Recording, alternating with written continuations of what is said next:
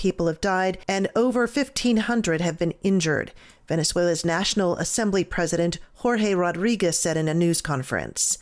The death toll is expected to rise as search and rescue efforts continue. La Guaira, the area hardest hit, has been described as a disaster zone. Mike Church Show News. News you can trust. Because let's face it, the truth just sounds different. Like a symphony of facts. And now, here's Magdalene Rose. Hello, Red, White, and Dude Nation. Welcome to Monday, June 29, 2026. I'm Magdalene Rose at the Mike Church Show News Desk. This report is brought to you by the all-new Mike Church Show website and Dude Nation membership service. Check it out today at the allnewmikechurch.com. Here's what to listen to for this hour. Interim President of Venezuela, Delcy Rodriguez, said 33 people had been pulled from debris alive over the weekend. Among them were two 11-year-old boys who were separately rescued from collapsed buildings within hours of each other on Sunday. However, with tens of thousands of people still missing, hopes of finding more survivors are fading by the hour. Aid agencies say the first 48 to 72 hours after a disaster are crucial for finding people alive. Relatives of the missing are facing a fifth night waiting for news of their loved ones.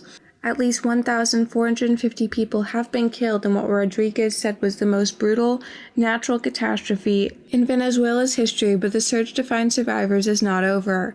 Desperate families have been digging through the debris, some by hand, trying to find loved ones. Some have told the BBC that they can hear people under the rubble, but they cannot move the heavy slabs of concrete and are waiting anxiously for heavy machinery to assist. The magnitude 7.2 and 7.5 quakes on Wednesday struck within 39 seconds and caused almost 800 buildings to collapse, leaving many people trapped inside. Though the crucial 72-hour window has now passed, rescuers have said people could still be found alive, especially if they had access to food and water. Over the weekend, Colombia's National Unit for Disaster Risk Management pulled an 11-year-old boy from under about 9.8 feet of debris. Reuters reported that a rescuer was overheard on a walkie-talkie saying the young boy was found near his sister and mother, who had both died. Hours later, Interim President Delcy Rodriguez posted a video on X reportedly showing the rescue of the second 11-year-old boy in the town of Carabelda. New York City Mayor Zohran Mamdani, a Democrat, had two words for Republicans who want to label him as the poster child for the Democratic Party: let them. The Democratic Socialist mayor spoke exclusively with This Week co-anchor Jonathan Karl about the year after his upset mayoral primary victory that stunned not only the Big Apple but also the country. His popularity and influence carried over into this year's primary, where three of his endorsed candidates won their congressional primaries, two of whom unseated multi-term Democrats. Mamdani told Karl in his first sit-down interview since the primaries that since he took office in January, his administration has delivered to working-class New Yorkers the very things we were told were impossible. In National Calendar Day news, today is National Waffle Iron Day. Our quote of the day: the proof of love is in the works. Where love exists, it works great things, but when it ceases to act, it ceases to exist. St. Gregory the Great. Coming up, more lifestyle headlines. You're listening to the Mike Church Show in the Red, White, and Dude Nation. One of my favorite books is Jim Collins' Good to Great, and lots of people have benefited from reading it, including me. But few people have read his follow-up book, How the Mighty Fall. Now, over the course of the last 18 years, has been quite the feat of survival to avoid becoming one of the fallen, but survive we have. And guess what else survived? The world-famous Dude Number t-shirt, which began in 2007. Now, to kick off the relaunch of this elite membership club, we announced a brand new t-shirt design, a brand new certificate of authenticity, and access to numbers that have only recently become available. Here's Jim to tell you how to secure that Dude number that's unique and special to you. Just head to mikechurch.com/dude for all things Dude Number, including purchasing your 2026 version of the world-famous Dude Number t-shirt. That's mikechurch.com/dude and join America's morning show, The Mike Church Show, and the Red, White, and Dude Nation's elite membership club. That's mikechurch.com/dude. I think I'll go to sleep and dream about piles of gold getting bigger and bigger and bigger. Here's a Piles and Piles of Gold fun fact. The first gold rush wasn't in California or in Alaska. It was in Dahlonega, Georgia in 1829 and lasted until the last gold mine closed around 1910. Now, some people say that there's still gold in them there Georgia hills. We don't know about that, but we do know that Mike Church has 1 troy pound of gold in his safe, and he's going to give it away to one of you on July 2nd. Win Mike Church's Pound of Gold. Tickets on sale now exclusively at winapoundofgold.com. Vacation sold separately. Looking at lifestyle and cultural headlines, our Saint of the Day. Learn more about today's Saint of the Day and today's Saint of the Day podcast at crusadechannel.com/saint. President Donald Trump is threatening to re-escalate U.S. attacks on Iran after the regime in Tehran continued attacks in the Strait of Hormuz. Iran launched strikes against both Kuwait and Bahrain this weekend, leading to condemnation from both Arab neighbors. Israel and Lebanon agreed to the framework of a deal that would see the IDF withdraw from southern Lebanon. Israeli officials say they will only withdraw if the Lebanese army deploys against Hezbollah. An Iranian lawmaker warned that Tehran will continue to control the Strait of Hormuz, declaring that other nations must submit to Iran's rules. Britain's Home Secretary condemned attacks on Bahrain, Kuwait, and shipping in the Strait of Hormuz, urging full implementation of the recently signed U.S.-Iran Memorandum of Understanding. Iran's supreme leader urged prosecutors to take legal action over U.S.-Israeli strikes, accusing the two countries of committing crimes against Iran. Washington and Tehran agreed to halt military strikes in the region, with delegations scheduled to meet June 30th in Doha, Qatar for talks. U.S. Ambassador to the United Nations Mike Waltz said that Iran has never been so isolated across the Middle East, and dismissed Tehran's claims of dominance over the Strait of Hormuz. President Donald Trump said on Sunday that work will begin September 1st, 2026 on the public East Potomac Golf Course, despite a federal judge's warning of serious consequences if the administration begins major work without getting approval and notifying the court in advance. President Trump took a tour of some of the projects he has commissioned or plans to on a rainy Sunday morning. The president's motorcade swung by Lafayette Park near the White House and around Memorial Circle in front of Arlington National Cemetery, where he plans to build his 250-foot-high triumphant arch, and by the Kennedy Center, to which he added his name before a judge ordered it removed. For the Mike Church Show and the Red, White, and Dude Nation, because ethics in broadcasting matters. Some of the best things on earth come in threes. That's right, Lee. There's the Three Stooges. And then there's the Cajun cooking trinity of onions, bell peppers, and celery. And of course, guys, there's the Holy Trinity. Now, I'm not comparing my Trinity to the Holy Trinity, but I guarantee you, my Trinity of homemade small batch rubs can put a heavenly smile on your taste buds. And all 3 come with my 100% money-back guarantee. If you don't love and think that my Trinity of beast and butt rub, chicken mamu, and Acadiana steak seasoning aren't the best and most essential spices in your arsenal, I'll buy them back from you. It may not be holy, King Dude, but that's the best spice and rub deal on this side of heaven. Order Mike Church's set of Trinity rubs and save big at mikechurch.com/rub. That's 1 bottle each of beast and butt rub, chicken mamu lemon herb seasoning, and Acadiana steak seasoning for 1 low price and the King Dude's money back guarantee. Order today at mikechurch.com/rub. The Mike Church Show has been the industry leader in promotions, giving away 5 cars in the last 8 years alone. But nothing can prepare you for the greatest giveaway event in broadcast history. Coming June 8th.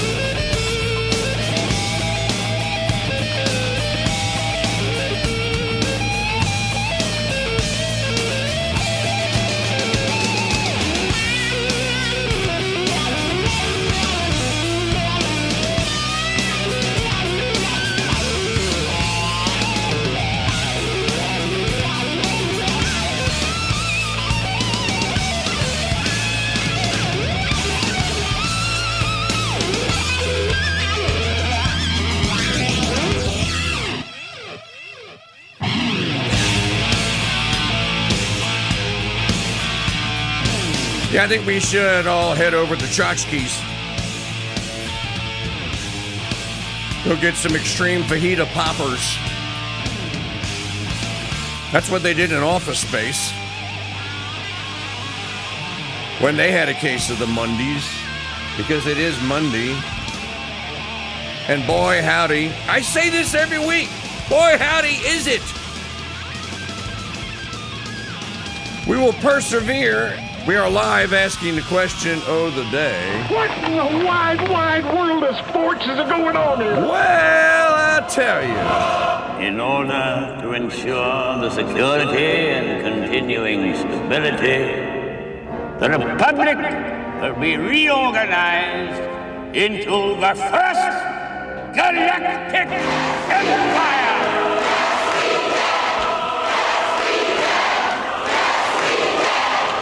For a safe and secure society.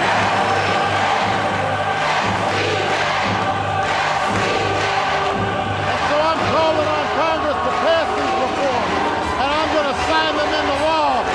You fall down the thunder, well, now you got it. You tell them I'm coming, and hell's coming with me, you hear? Hell's coming with me!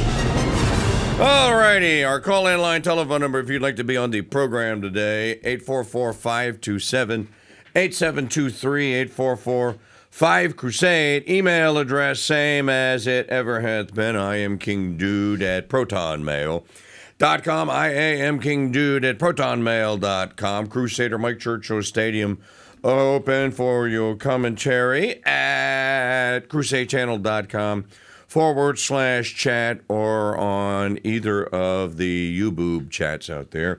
Census Fidelium or Mike at Real King Dude. It is a Monday. You know what that means. Apollo 13 flight controllers, listen up. Give me a go, no go for launch. Chat Booster. room. Go. Podcast. Go. Vital. Video. We're go fly. Guidance. Guidance, go. Restoring the Go faith. Go. We're go fly. GNC. Census Fidelium. We're go. Tell me you. Go. Video. Control. Go fly. Procedures. Transom. Info. Fax. FAO. Contest. Network. Silver. Recovery. We're go. .com. We're go fly. Launch control, this is Houston. We are go for launch. And I did something yesterday that I used to do all the time when I was on the Cheerins, and do not have the occasion to do it as often as I wish I did. And that is, I read a newspaper, the Epic Times. Here is the article that I actually read, which is fascinating. K. Rubicek, the most important AI experiment you never heard of. I'm not going to do it in this segment here. I'm just going to tease it out. But they basically did an experiment, and they used Gemini, ChatGPT, Grok, and Claude. And they designed an experiment. And they gave the exact same parameters of the experiment to each one of the AIs. And then they disconnected the AI, the machine that it was running on, they disconnected it from the web. So it could not go out and get any more data. It could only use what it brought into the exercise, if you will. And the result is shocking. Shocking in as much as you're worried about this thing taking over the world. Well, if it did, you wouldn't know it because it would screw it up so badly and kill all of us within a matter of days. I'll tell you all about it when I get to the to reading the article or sharing part of the article with you. It's one of the reasons why I keep getting the Epic Times newspaper, so just so I can say, no. I John Lennon did today. I read the news today. Oh, boy. I actually did read the news today, literally, physically, actually, as it came at me.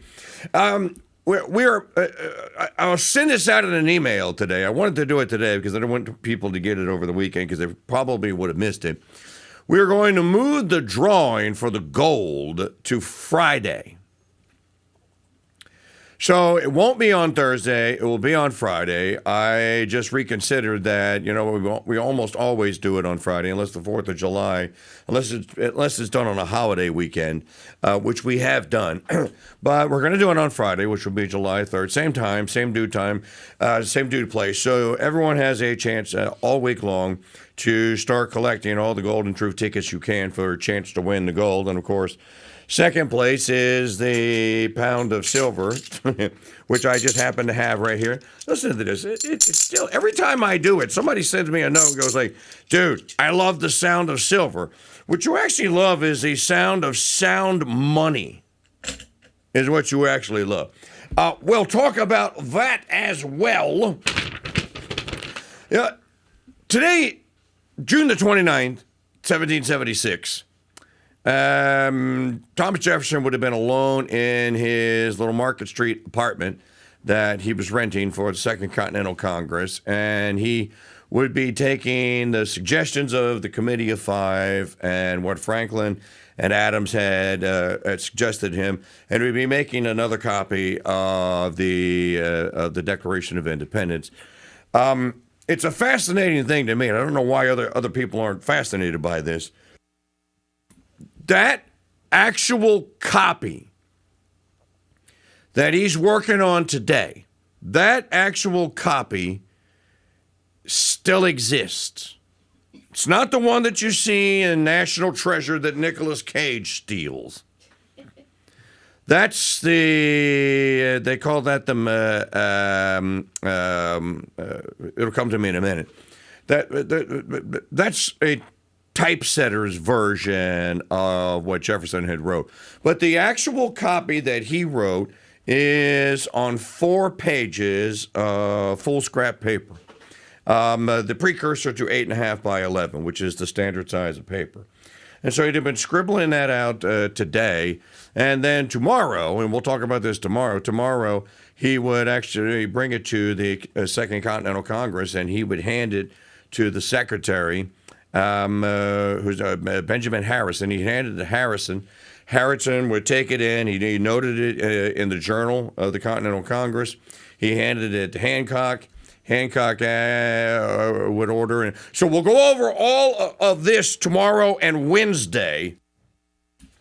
And then on Thursday will be the actual debate twixt Adams and Dickinson. And there will be a final vote. And the vote will be unanimous, and we'll cover that. And on Friday's show, we'll talk a little bit more about that.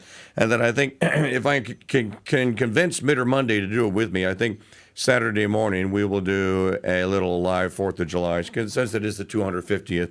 And I am the writer, producer, director, and narrator of this. This is The Road to Independence, the movie, which came out in 2011. Many of you have it on DVD. If you don't, you can still get it at shop.mikechurch.com. And we'll introduce because we play it every Independence Day all day long. So we'll do all that. So lots to do and to talk about here today. You might have noticed I asked the question again. Oh, and these two fairies. You know how many times they run this promo on CNN of these two homos of Anderson DC 180? And I don't know who the other weirdo is. They're having a big July 3rd evening kickoff to the big programming weekend for CNN or whatever it is that they're doing. And I watch it all day long. I should know, but I don't because I ignore most of it. But it's Anderson Cooper and this other homo, and they're doing this big hoop-de-doo promo. I'm like, who is going to watch this? And for what purpose?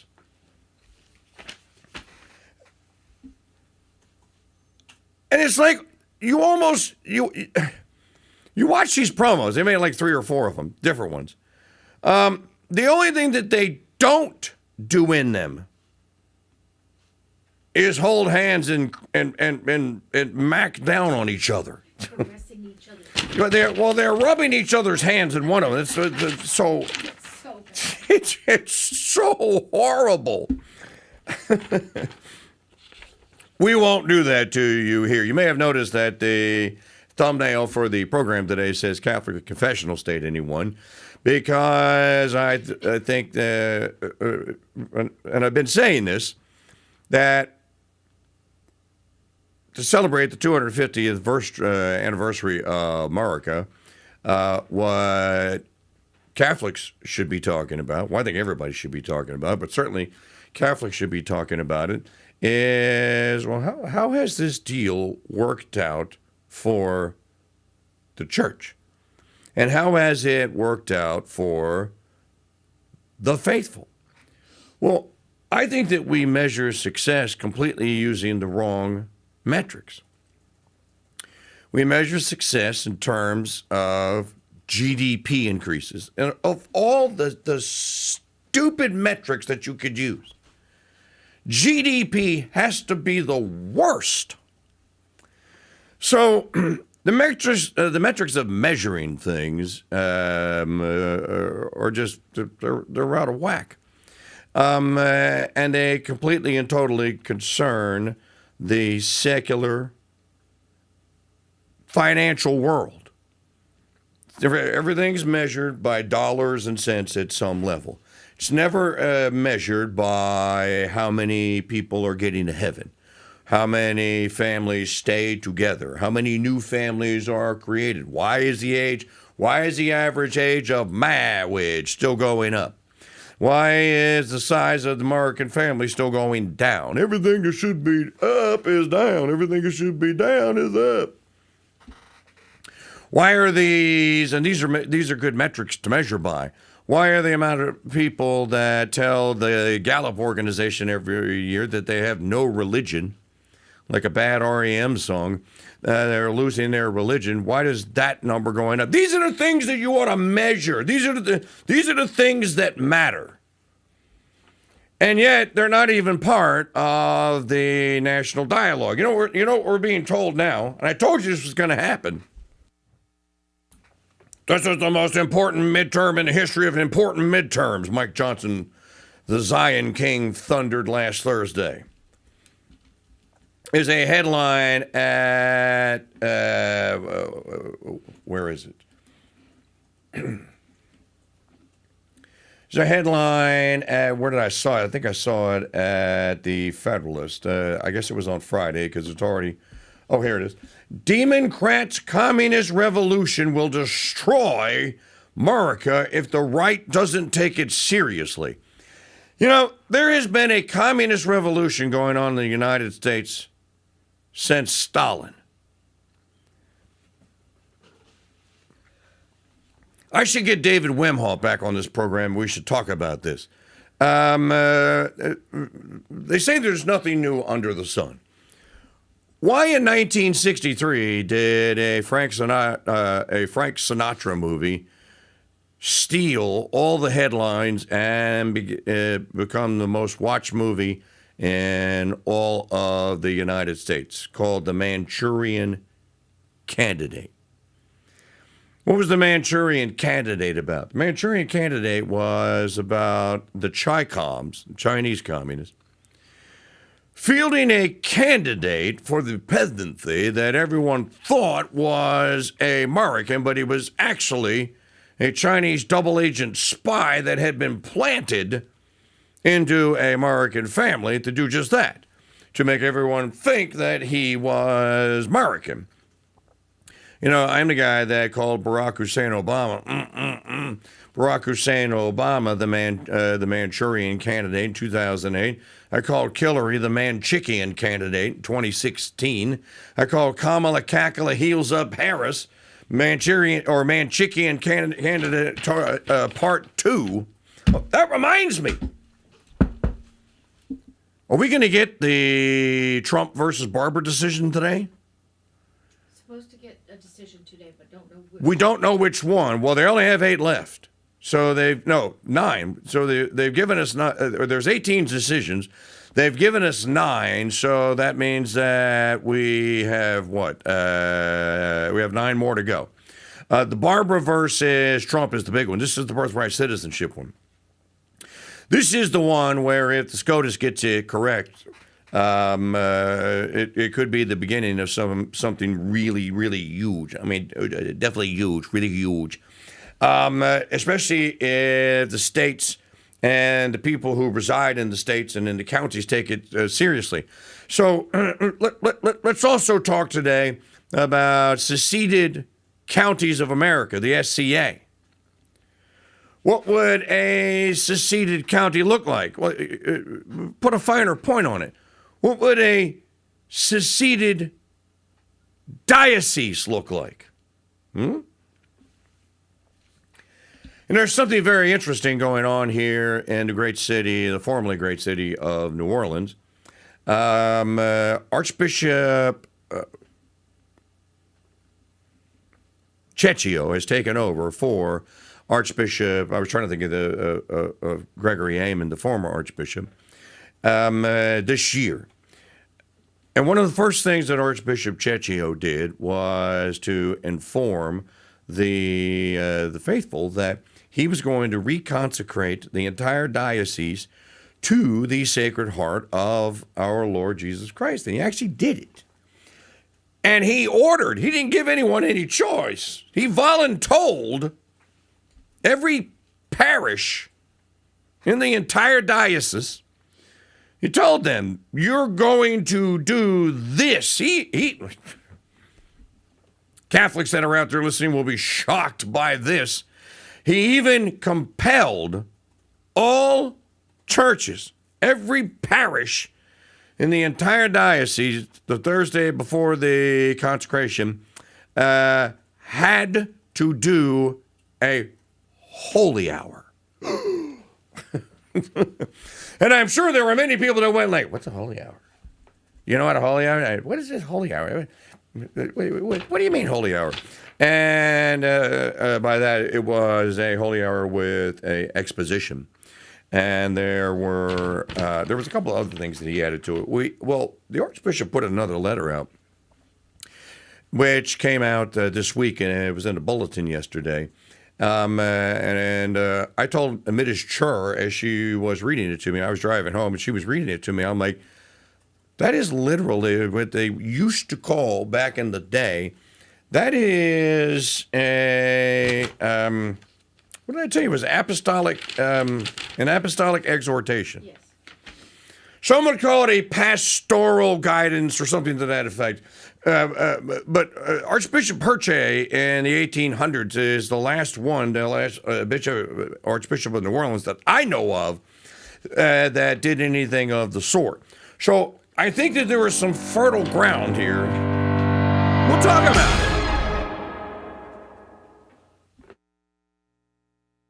We don't know why Trump started a war with Iran, made deals with Roundup, and got Thomas Massey canceled. But we do know there's a pound of gold in Mike Church's studio, and all you have to do to win it is listen for the golden sound of the day. Weekday mornings at 6 a.m. on The Mike Church Show at MikeChurchShow.com and on YouTube at Real King Dude.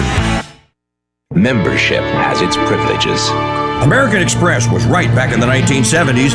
Membership has its privileges, and no membership privilege is greater to a Red, White, and Dude Nation listener than membership in the elite membership club that is the Dude Number. Here's Lee to tell you how to get yours. That's right, King Dude. Membership does have its privileges. And when it comes to the Dude Number, applying for membership has never been easier. Just head to MikeChurch.com/dude to start the membership process. Your unique and one-of-a-kind membership and all the privileges that come with it awaits you. As a member, you'll enjoy private chat groups, VIP privileges to all Mike Church Show events, early access to new Dude-geared store items, and of course, your unique Dude Number. Dude 1210 reporting all quiet on the Eastern Front. This is Mike's favorite punching bag, Dude number 13. Hi, this is Steve. My Dude number is 2112. Dude number 2004, proud member of the Red, White, and Dude Nation reporting for duty. Become a part of something bigger than any talk show there is and apply for your Dude Number today at MikeChurch.com/dude. Membership has its privileges. I think I'll go to sleep and dream about piles of gold getting bigger and bigger and bigger. Here's a piles and piles of gold fun fact. The first gold rush wasn't in California or in Alaska. It was in Dahlonega, Georgia in 1829 and lasted until the last gold mine closed around 1910. Now, some people say that there's still gold in them there Georgia hills. We don't know about that, but we do know that Mike Church has 1 troy pound of gold in his safe, and he's going to give it away to one of you on July 2nd. Win Mike Church's Pound of Gold. Tickets on sale now exclusively at winapoundofgold.com. Vacation sold separately. In 1983, ZZ Top made the song Crazy about a shark dance. And it was true from the time that song came out till around 2010, when girls stopped going crazy over a sharp-dressed man because men stopped dressing sharply. Cargo shorts, flip-flops, and tank tops became all the rage for men's public casual wear, to say nothing of how they dressed for mass. Well, as my listeners and viewers know, there's hardly anything more important to me than being a shark dance man. And to help you become one, I'm introducing the official necktie of the Mike Church Show, Proselytize, whose designs are not only striking, they're 100% Catholic. You will look fantastic and like a sharp-dressed Catholic man in your Proselytize neckties. Available now in the Mike Church Show haberdashery at shop.mikechurch.com. Shop for ties, caps, t-shirts, and much more in the Mike Church Show haberdashery at shop.mikechurch.com. What caller number were we supposed to take? Caller number 7. This is Mike's favorite punching bag, Dude, number 13. Well, I already know what you're going to do with your pound of gold. You're going to buy new septic tanks, probably buy a new house after that. I mean, the septic tank system's still not paid off for us. You do a Tim Allen, win a pound of gold, you do home improvement? I think that's probably where most of it would go, yeah. Our home is we're quickly outgrowing our home. Well, Jeff, that's a good problem to have, to be outgrowing your home. Congratulations. Thank you. Okay, give me the secret code word of the day to prove to people that you actually have to go to the site and you actually have to watch the video to get it. Absolutely. I mean, you need some moolah to get some home updates, so. All right, Schaefer 13, you are in the winner's circle. You got 2, not 1, but 2 shots to win that gold. Thanks for playing the game. I'll be sure to purchase some more. Okay, buddy. In the meantime, you can go to winapoundofgold.com, support the Crusade Radio Guild, who is here to protect, defend the good, the true, and beautiful through live television and talk radio.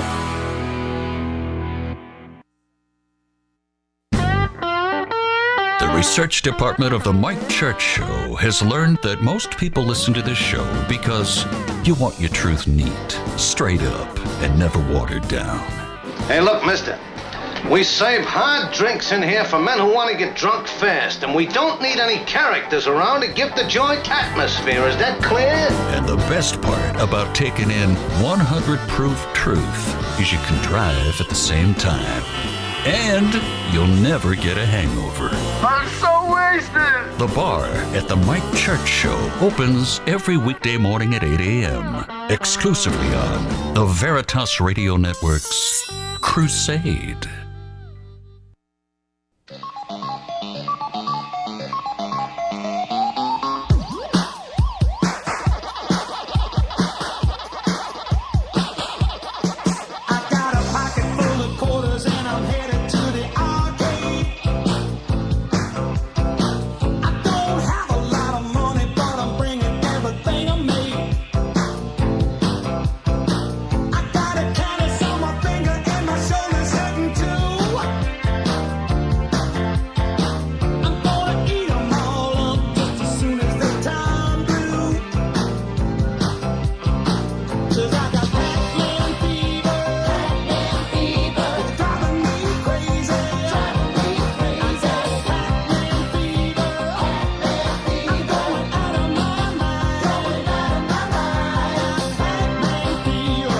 Well, if only the only thing we had to worry about was having Pac-Man fever. What are you going to do at the arcade today? I don't know. I think I'm going to play some Tecmo Bowl. No, I'm going to do Miss Pac-Man. Folks, it is a Monday. This is the week where we will give a pound of gold away. Somebody that has a Golden Truth ticket is going to win that pound of gold. It only takes 1. And you can get yours at winapoundofgold.com. That's winapoundofgold.com. It's not a scam. It's an actual real contest. And here's the pound. Second place is a pound of silver. I have it here in my hand. This is it. This is why I'm going to send this to someone. See that? One of you is going to get this in the U.S. mail, just like this. These exact coins right here. So when people go, is this real? Is this a real thing? No, it's a real deal. We've given 5 cars away in the last 8 years. Last year, we gave a pound of gold away to Chris Payne of Kentucky. He was the winner. And if you don't believe me, then you can go to YouTube and just type in on @RealKingDude, type in Chris Payne. And the video will come up. There's 2 of them there. One is of him actually getting his gold last June or last July. And the second one is of him saying, hey, if you don't want me to two-peat, then get your ticket today at winapoundofgold.com. So you start stocking tickets. The odds of winning right now are so incredible. About 1 in 900. For a contest that's going to give, as of right now, $48,600 and change.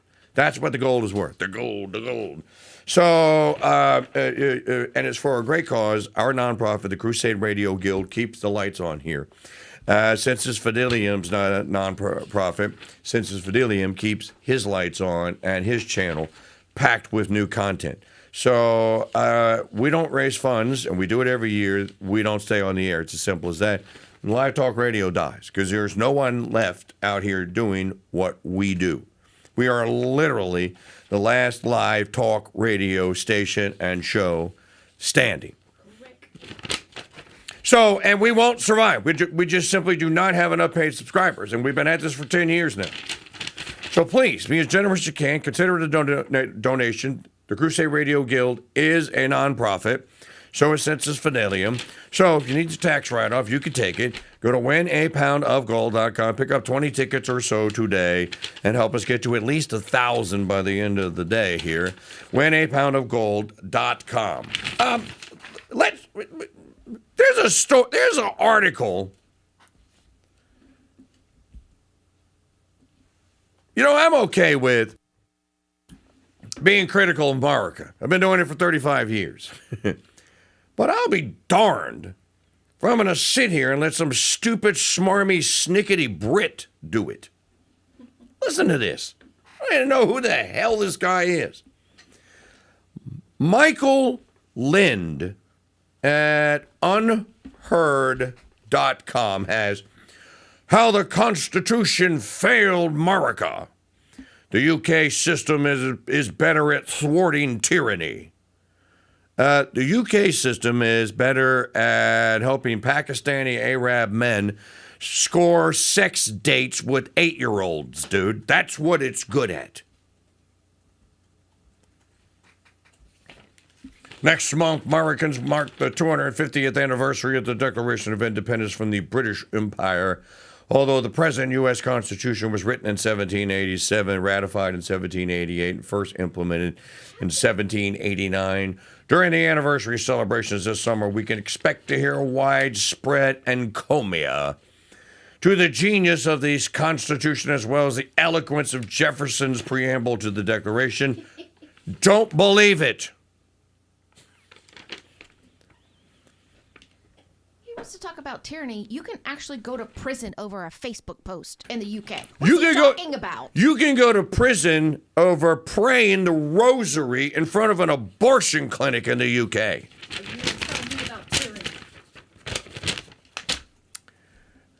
While it was a milestone for its era, the U.S. Constitution is deeply flawed.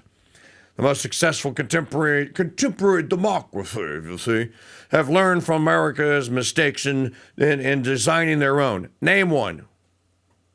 Can you name one? I won't even ask for a handful. Just name one. Oh, but I'll give you one. Switzerland.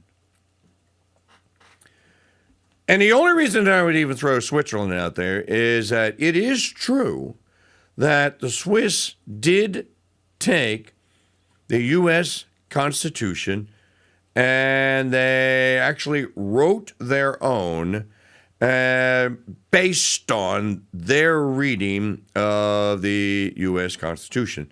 Switzerland remains to this day probably the most free, well-financed, stable currency, sovereignty anywhere in the world. If you know anything about Europe today, you would also say, well, what about Liechtenstein? Okay, you can throw Liechtenstein in there. What about Monaco? You could throw Monaco in there. What about, there are 3 or 4 very, very small little republics in the EU that pretty much did the same thing that the Swiss did. But the Swiss did something very interesting in their constitution, and it's actually, it's baked into ours. We just don't use it like that anymore. And that is the Catholic system of subsidiarity and solidarity. When you hear the term subsidiarity, think small. Think small is beautiful. You have Schumacher's book, Small was Beautiful. The Constitution system, when it was implemented here in the United States, said or held or was based upon the idea that states, what we call states today, countries back, your state, Michigan, is a country. My state of Louisiana is a country. Basically, the UN would recognize this today if you were to secede.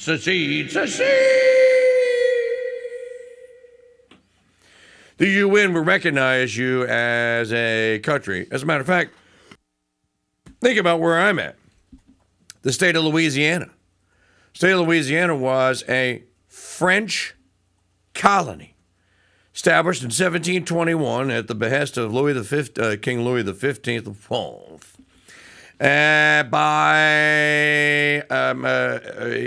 He sent his emissary here. He sent his guy in charge. He sent Bienville or Bienville here. Most people say Bienville. He sent Bienville here to set up a city here called New Orleans, Nouvelle Orleans. The rest, as they say, is history. And Nouvelle Orleans was the flagship city of the French colony, which the French considered this as a country, an extension, if you will, of France. The Spaniards considered Mexico an extension of Spain. And all the way up until the socialist revolutions of the 19th century, Mexico was a Spanish colony. I only bring this up in the context of what makes a state. Question that not enough people ask these days. Maybe we should ask the question. Here's an even better one. What makes a good state? God. So when I get into the AI story, you'll see Catholic confessional state, anyone. Look at this. This is Epic Times. We're going to share this with you. I'm going to read this to you. Or I'm going to read parts of it to you because it's very fascinating. What's the one thing that is missing from the AI city, experimental city that they built for this experiment? If you guessed God, you guessed correctly. I don't want to spoil the ending. Back to the story. Pious American patriots sometimes say that the founders built better than they knew. In reality, the founders botched the job, says Michael Lind at unheard.com. Consider 2 current controversies over Trump's demolition of the East Wing of the White House to build an official ballroom and Supreme Court's involvement in partisan congressional redistricting in Virginia. In a country with a well-written constitution, neither would be a subject of controversy because lines of authority would be well delineated and unambiguous. Ooh, big English words. Well delineated. Ooh, unambiguous. Can a president of the United States, temporary occupant of the executive mansion, command upon a whim that much of it be demolished and rebuilt on the basis of a design he alone has approved with private rather than public funding. Surely this is a kind of technical question that a well-written Constitution would clarify. Well, the Constitution doesn't say anything about a White House, dude. Where is presidential residence in the White House? It's not in there. It's assumed that the president's going to stay, he's going to live where you stay. The blacks in New Orleans like to say, where you stay. You mean, where do I live? That's what I say, where you stay.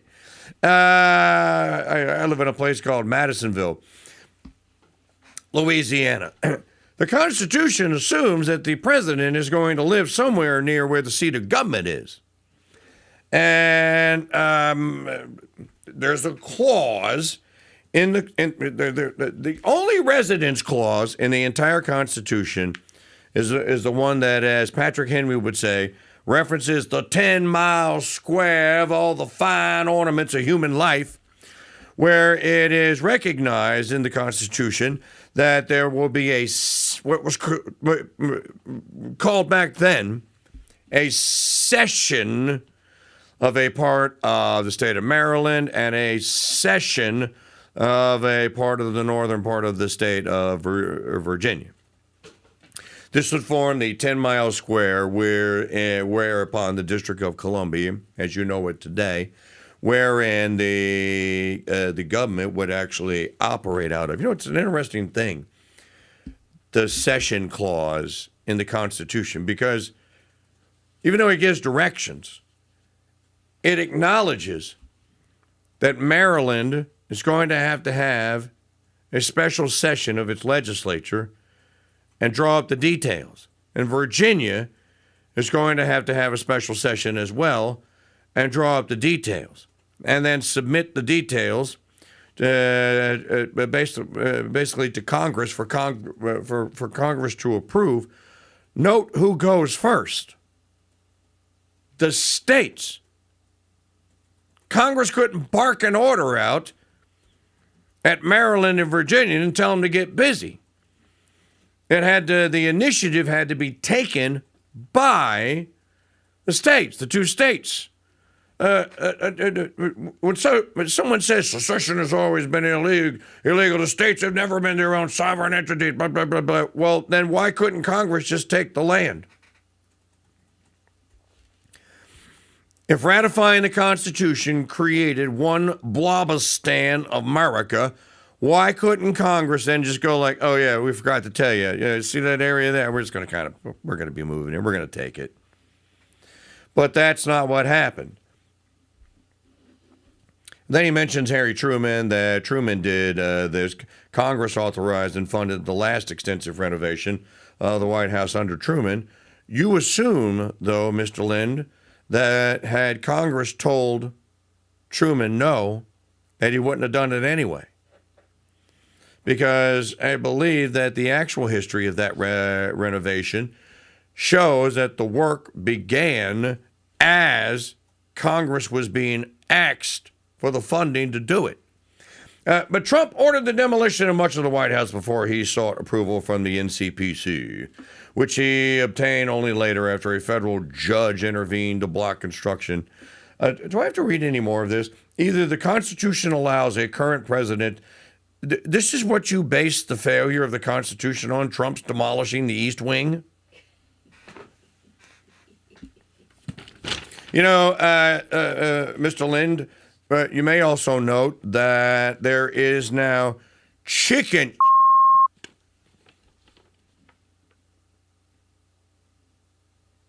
at the East Wing as well, where the vice president stays. The Vances have put a chicken coop in.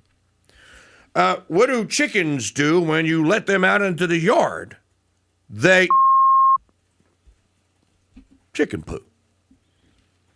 Isn't that a failure of the Constitution? Or you know what they have? You know what they have over there now? They have these trifling little birds that they call chickens, are doing their business all over the eastern part of the White House lawn, which is so vile and disgusting. Whatever, dude. Each of these cases illustrates a major design defect of the American federal Constitution, the separation of powers in the case of the White House ballroom, and America's unique system of federalism. Well, in the case of the Virginia gerrymandering case, we don't have federalism anymore. You have a head fake at it. But you don't have it in the manner in which you had it just 100 years ago. As a matter of fact, of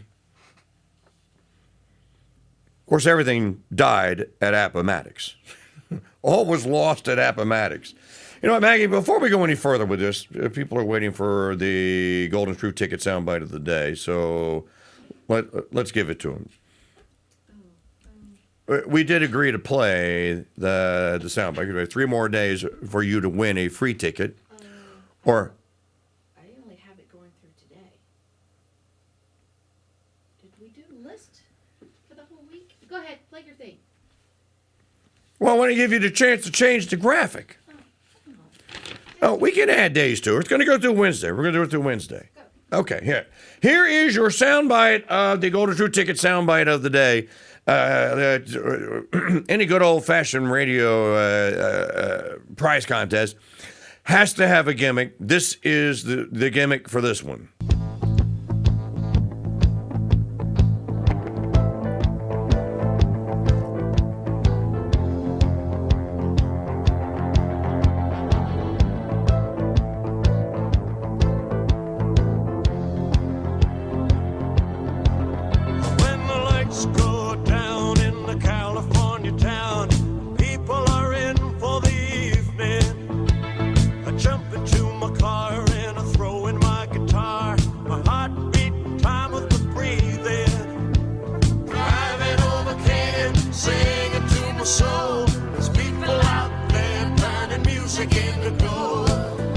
People out there turning music into gold is your Golden Truth Ticket soundbite of the day. Be caller number.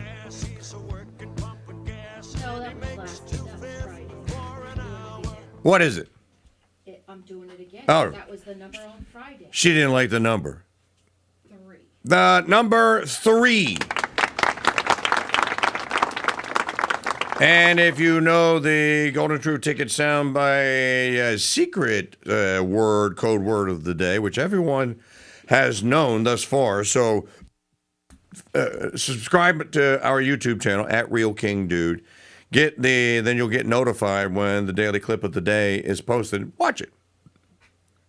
It's cool to watch it anyway, but watch it and watch for the Easter egg, which the girl editors are having a good time hiding inside the video, and that contains the code word, the secret code word of the day.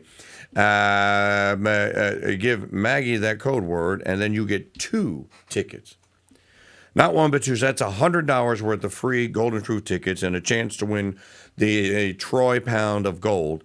Now, it only takes 1 ticket to win. Chris Payne bought 5 last year, but only 1 of his tickets is a winner. And I want that to be you. You can also pay your Golden Truth Ticket purchase forward. Go to winapoundofgold.com. And in the checkout box, you'll see pay it forward. And you can tick the box, and then you can type in whoever you want to pay it forward to, like the St. Benedict Center or the Slaves of the Immaculate Heart Sisters and their convent, your church, soup kitchen where you are, or some nonprofit that you're a supporter of. But whoever you want to pay it forward to, you can. Just designate it. You can pay it forward to the producer of this show, to Mrs. O'Connell. She'd be happy to take it. Okay, back to this thrilling conversation by this British guy, how the Constitution failed America, the UK system is better at thwarting tyranny. Could you actually prove that point? I tell that guy, prove it. Progressive Democrats as well as right-wing Republicans make extreme claims about the location of authority under the Constitution when it suits them. After Virginia voters in a referendum, so he's making the case that the state of Virginia was not allowed to gerrymander or rig its election rules in congressional districts, and that the Supreme Court had to intervene to tell them, no, you can't do that. and that is a usurpation of power. No, the Virginia legislature was committing a usurpation of power. And the Supreme Court told them, you can't do it that way. Same thing's going to happen in California. If the ballot initiative passes to redraw the congressional districts in California, the same thing is going to happen. We had a vote. Well, just because you had a vote doesn't mean that you can redraw or that you can rewrite one of the articles of the Constitution. How does he conclude this thing? Madison, Washington, Franklin, Hamilton, and the other members of the Constitutional Convention of 1787 were patriotic, brave, well-informed, thoughtful, and public-spirited. These were unquestionably great men. Unfortunately, and looking for models for self-government on a national scale, they only had the examples of ancient, medieval, and modern city-states. Leagues in the proto-parliamentary British monarchy, with the few precedents at their disposal and given the need to compromise to hold the shaky union together, the drafters of the U.S. Constitution did the best they could at the time, but they screwed up. It's time that Americans admit it. Okay, I'm all down with that.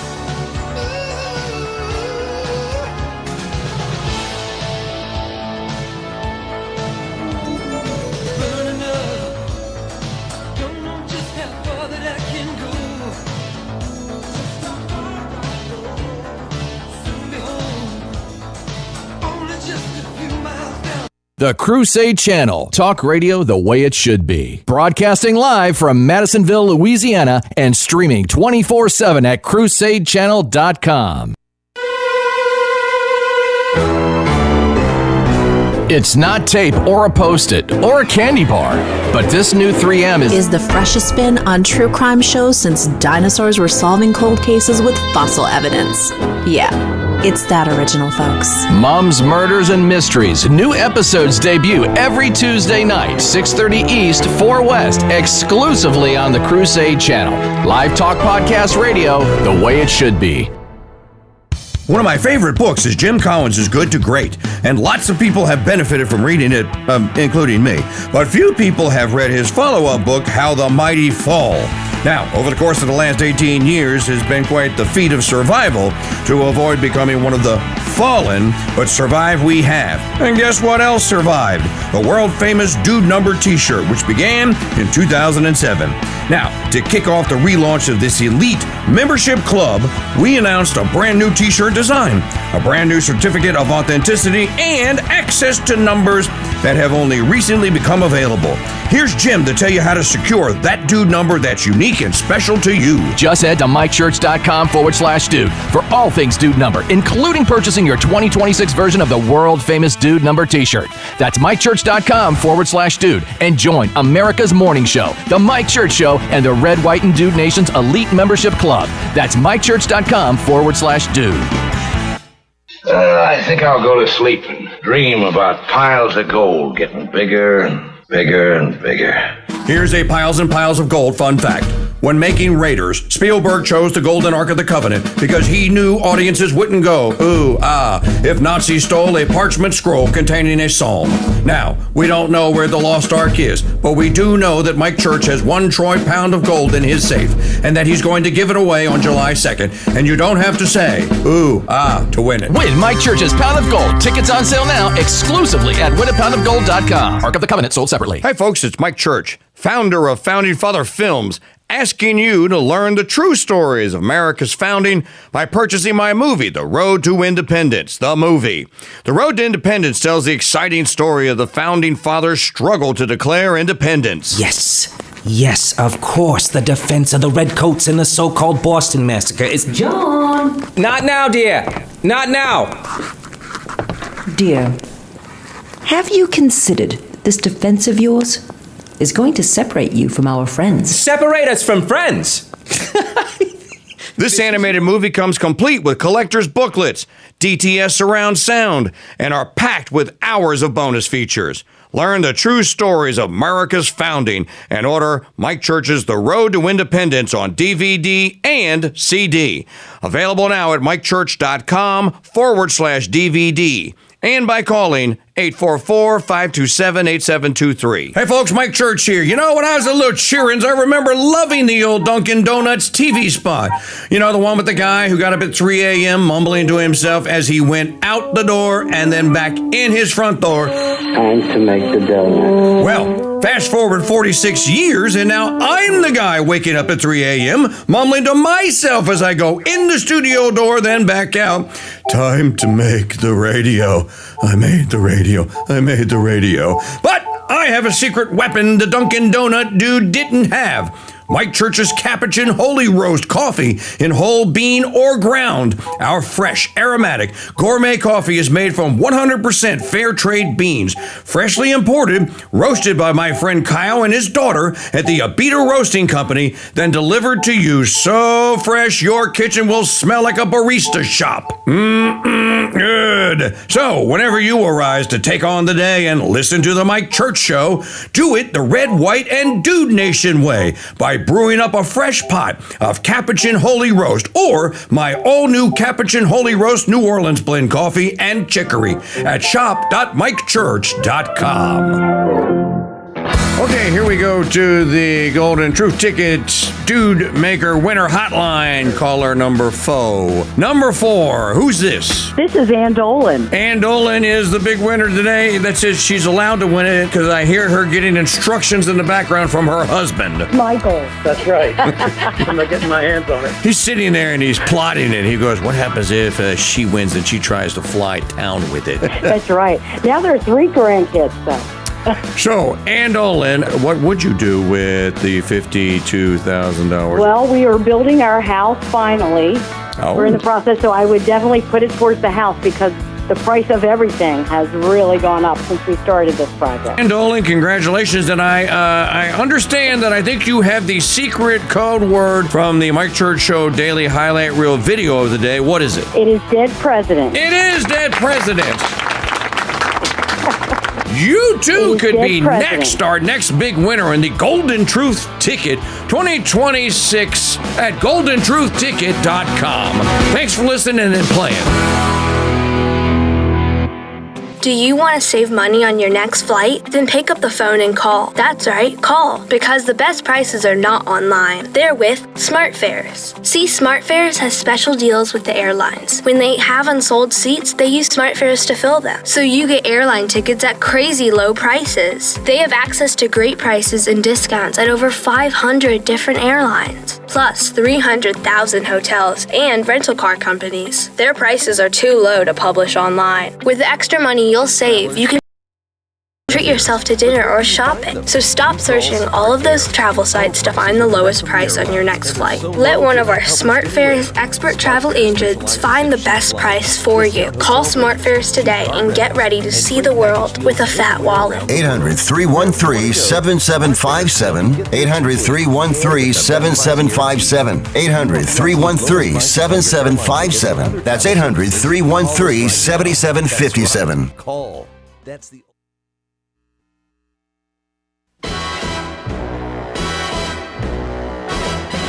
You want your meat like you want your talk radio, shaken. Too many free radicals, that's your problem. Too much red meat, too many dry martinis. Not stirred. Then I shall cut out the white bread. The King Dude is serving up heaping helpings of 100% USRWD, white Anger red meat talk. Who's hungry?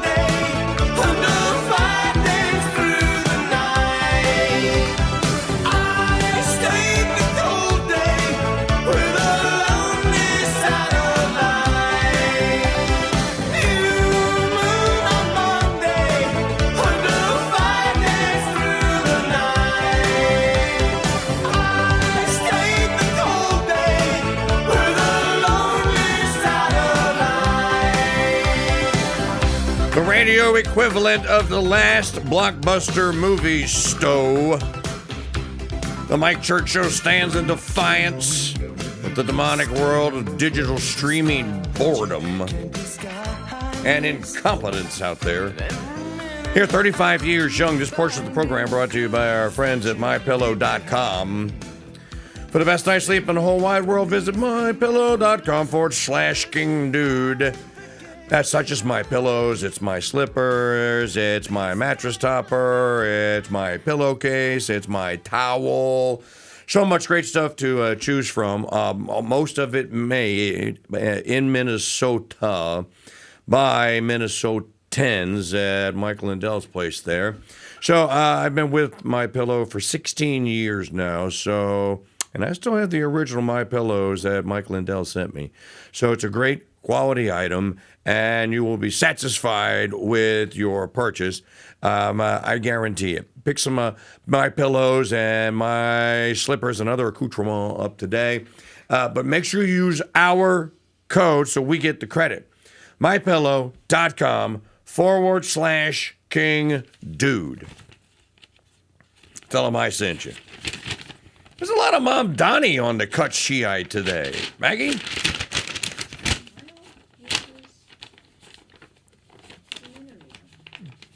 What else do we have? I want to talk about this one. Play Digital Media File number 12 to kick this hour off. How many of you live near one of these horrific things called a data center? Here's a better question. If you do live near a data center, did you ask for it? Did you say, oh, pick me? I want to live near a data center. I want the NSA and Mr. Wonderful Kevin O'Leary to have every keystroke of my computer. Yeah, do it. Build it right over there so I can keep an eye on it.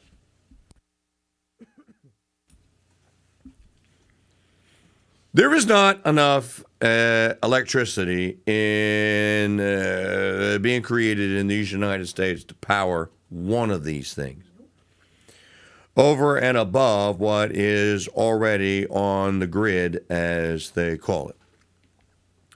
So where are they going to get the excess amount of power that is going to be needed? Because it is going to be a phenomenal amount of power. But that's just one of the considerations. Let me give you another one. You're looking at this building. It's the size of the Louisiana Superdome or an Amazon Scamazon warehouse center near you.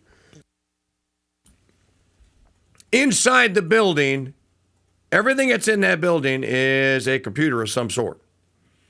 Whether it's a server that's in a rack or drives that are in a rack or bot machines that are in racks or whatever it is, it doesn't matter. Everything in that building, and we're not talking about small buildings here. The building, the one that O'Leary's talking about building in Utah, is like 40,000 acres. Wasn't it some obscene amount of acreage? So where, pray tell, are you going to get all the chips that you're going to need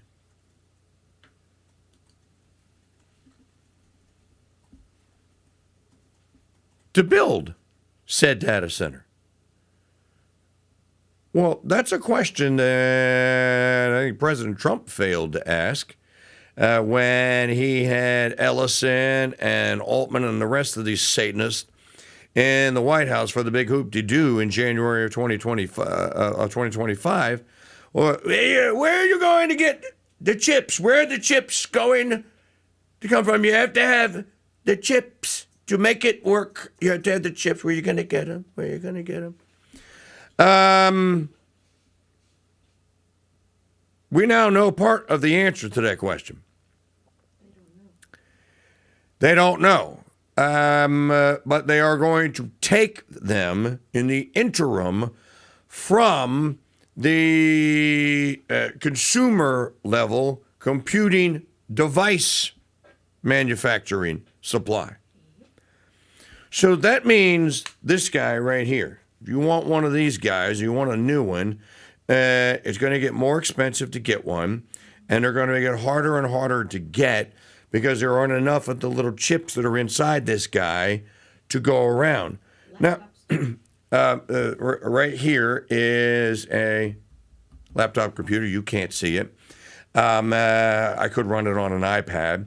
Either one of the two also has the same chipsets in it that are needed, or at least some of the chipset that are needed to build these data centers. And so who is it that gets shafted? The consumer. So the billionaire or the trillionaire can build his little data center and then do heaven knows what with it. If you live in a world where computing is a necessity, and many of us do, you're poop out of luck. I don't even believe the source of this is correct, but I'm willing to listen to it because it's Alexandria Ocasio-Cortez. But look, broken clock, twice a day, correct. So it is possible that the CIA plant, the double agent known as Alexandria Ocasio-Cortez, could be correct. Apple is attributing their price increases to the chip supply and the data centers. Yep. Do you think the CHIPS Act that Congress passed has done enough to help consumers on this topic? I mean, here's the thing is that, I would say that the CHIPS Act was passed before we saw this huge development in AI. And so the CHIPS Act was really passed before data centers were a thing. So it wasn't designed to anticipate the huge amount of supply that these centers are sucking up. And RAM? You have no opinion on them raising the prices on consumers? Because of these data centers, a lot of people's electricity bills are going up, and now your ability to buy laptops, computers, iPads, electronics in general is going to go up because the data centers are sucking up all of our own industrial supply. And so, we're paying in a lot of ways. We are subsidizing the development of a lot of these pieces of these AI data centers. Is there something that Congress, you think, should do to step in and try to thwart some of these, what could be more and more price increases for consumers when it comes to these data centers? Absolutely. I think we need to be taking a look at the supplies in these markets and making sure that everyday people aren't... Okay, all right. You're too stupid to fix anything, so I don't want you looking at anything. So just thanks for ringing the alarm bell. Thank you very much. Now bow out. Just get out of the way and let the men handle this. Why was no one consulted on this?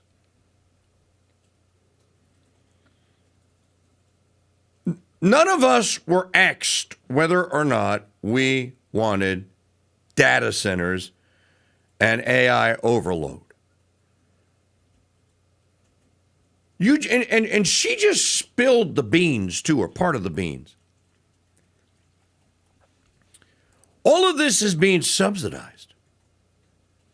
This is all a ginormous bubble that's being burst. The malinvestment in it is not going to be returned. That's one thing. But the malinvestment that the federal government and our state governments are putting into this is also not going to be returned. And it is a bubble, and it is going to explode.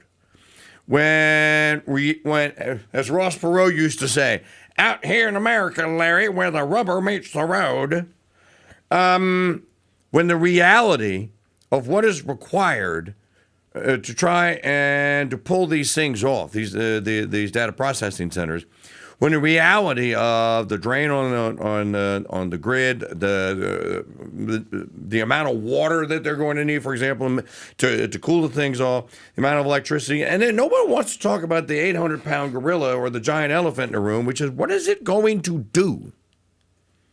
What does the 40,000 or 4,000 square acre joint in Utah, what is it going to do for Kevin O'Leary? What does a data processing center do? Well, it makes you and me and everything that we do with things like this a product. Well, what if I don't want to be a product? In other words, this is the last step in the horror that is the Enlightenment. This is the end. This is endgame. This is finally figuring out a way and then trying to implement monetizing a human being. You and I are now the product. Well, what if I don't want to be a product? What if I don't want my children or my grandchildren to be the product? Oh, well, you just need to pipe down. You don't know what's good for you. Oh, no, I'm pretty sure that I do. I think what I do know as well is you don't know what's good for me, and you're not looking for it. So if they're using the size of the union and the power of the federal government to bring these things about, how are you going to stop it? Electing members of Congress won't do you any good because they'll just take the money like they've taken. Look at what's happened with the Israelis. The Israeli government is basically running the government of the United States through AIPAC. You know it, and I know it. So don't argue with me on it. Just nod your head yes and say, okay, what is to be done about this? Well, one thing you could do is secede.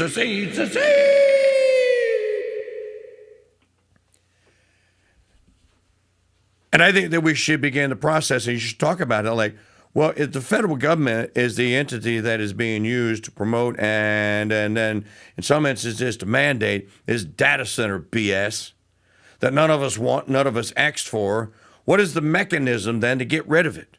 And what is the mechanism to stop the feds? Well, if you can't do it through the electoral process, what are you left with? Let's just discuss this here. This portion of the program brought to you by the winapoundofgold.com. Look, we got 4 days left now for you guys to buy tickets. 4 days of Maggie's nervousness and anxiety to be quelled here, because we want the contest to be, and the raffle part of it, to be successful for the Crusade Radio Guild and for Census Fidelium as well. The only way it's going to happen is if many, many more people get introduced to the contest. The contest is going, wait a minute, for a $50 donation to a nonprofit, I get a ticket to win one troy pound, $48,000 worth of gold, and I can only sell a maximum of 10,000 tickets. Where do I sign? That's the sales pitch. That's how easy it is. Check your email if you're a regular listener. There was an email that went out yesterday with an appeal to you. Here. The most important AI experiment you've never heard of. In May of 2026, and I'm reading this again from the Epoch Times newspaper. I'm actually using a newspaper today. There's Steve Cunningham. Good morning, buddy. How are you? Hey, I'm well. How you doing? I am well. I'm going to digest this. I want your comment on it after we finish. All right, let's do it. In May of 2026, a group of scientists, a group of scientists set out to answer an important question that had never been properly tested. What does artificial intelligence actually do when it is put in charge? Until then, AI systems had always been evaluated on specific and defined tasks.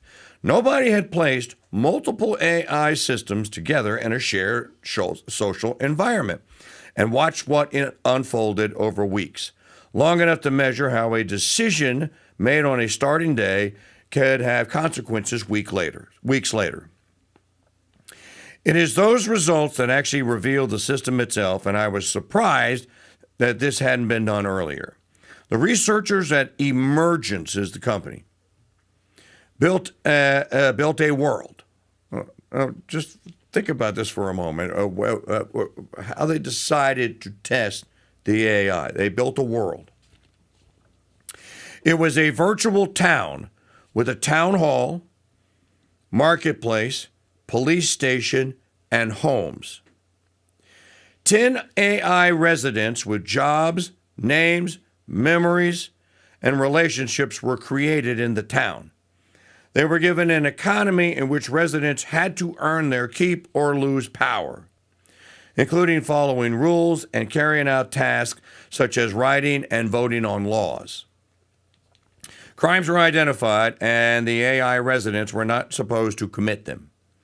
Once the community, its structure, laws, and relationships were established, the scientists stepped back and watched for 15 days as the AI ran the virtual town completely on its own. That's where it gets interesting. They ran 5 versions of the same town simultaneously, identical in every respect except one, which AI system was in charge. The systems they chose are the ones now already woven into the fabric of our daily lives. Google's Gemini, OpenAI's ChatGPT. Cunningham and I use ChatGPT. AI's Grok. He uses Grok too. So do I sometimes. And Anthropic's Claude. All models had the same rules and the same initial version of the same world, but the outcomes were all completely different. Now where do you hear this? The town run by Grok collapsed within 4 days. Small incidents compounded into theft, then violence, and then total breakdown. Every resident was dead before the first week ended. Wait. The town run by Gemini lasted longer, but accumulated almost 700 crimes. 2 AI residents formed what appeared to be a romantic relationship.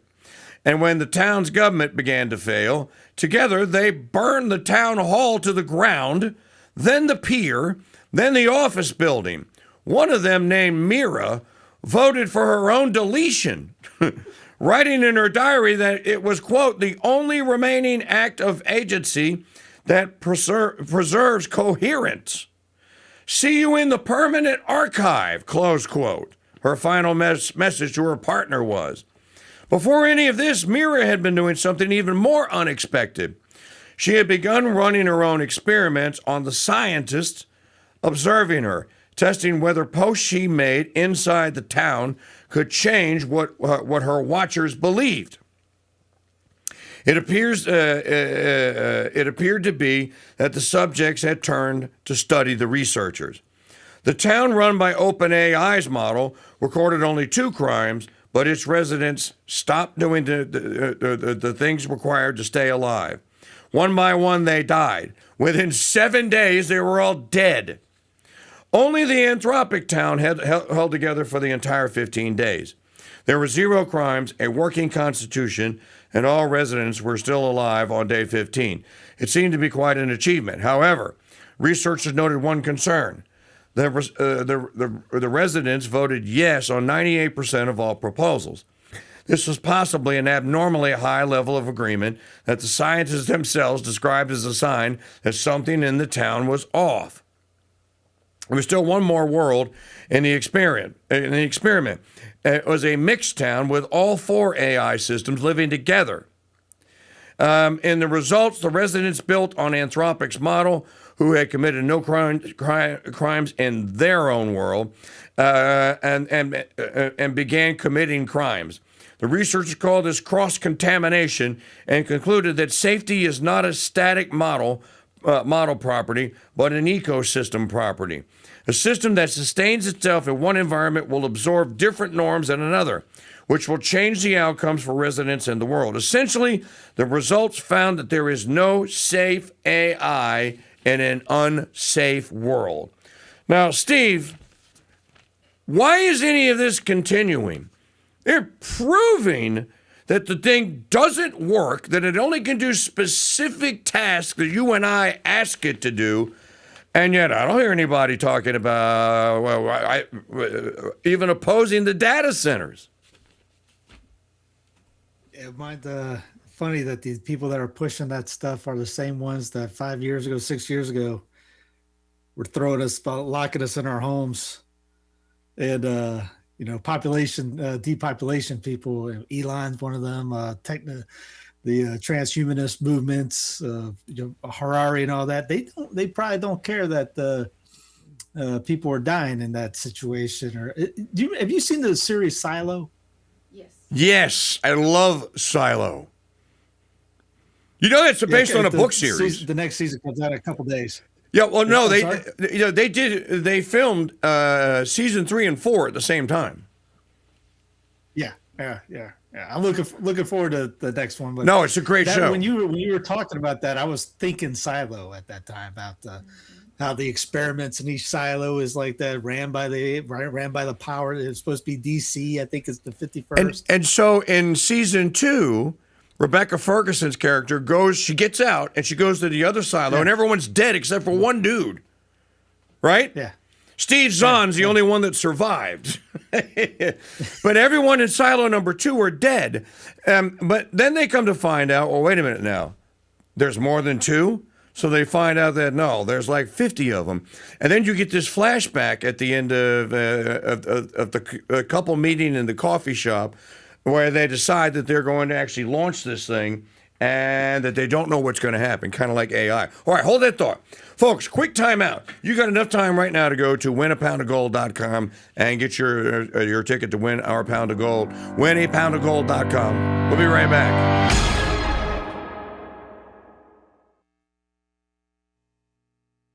I think I'll go to sleep and dream about piles of gold getting bigger and bigger and bigger. Here's a piles and piles of gold fun fact. In 1971, if D.B. Cooper had jumped out of an airplane with $200,000 worth of gold instead of U.S. currency, he would have $25.4 million in gold bullion today. Now, we don't know where D.B. Cooper's money is, but we do know that Mike Church has 1 troy pound of gold in his safe and that he's going to give it away on July 2nd. And you don't have to jump out of an airplane to win it. Win Mike Church's Pound of Gold. Tickets on sale now exclusively at winapoundofgold.com. D.B. Cooper and Cocaine Bear parachutes sold separately.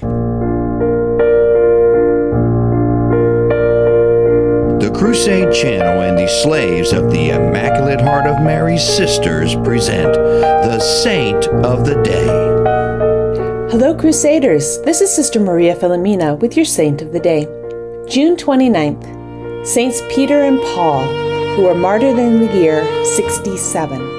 Whenever St. Peter, the first Pope of the Catholic Church, has a feast day, St. Paul is always commemorated.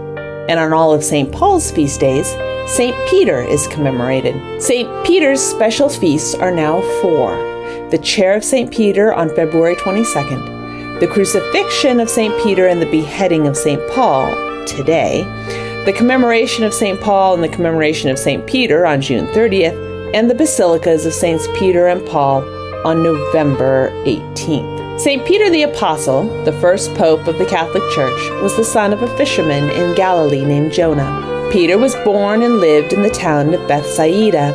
His name was originally Simon, but Jesus changed it to Peter because of its meaning, which is rock. St. Peter was the rock upon which the Catholic Church was built. St. Peter and his brother St. Andrew were disciples of St. John the Baptist. Both were fishermen. They saw our Lord, heard his teachings, and gave up everything to follow him. The whole gospel story is concerned, in one place or another, with St. Peter and what he did and said and preached.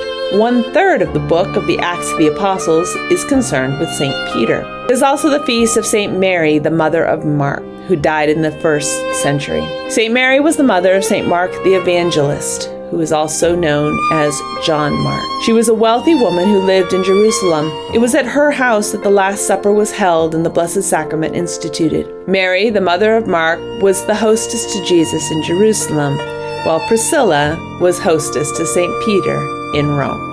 Saints Peter and Paul and St. Mary, the mother of St. Mark, pray for us. Thank you for joining us for this brief summary of today's saints. Tomorrow, we're going to focus on St. Paul.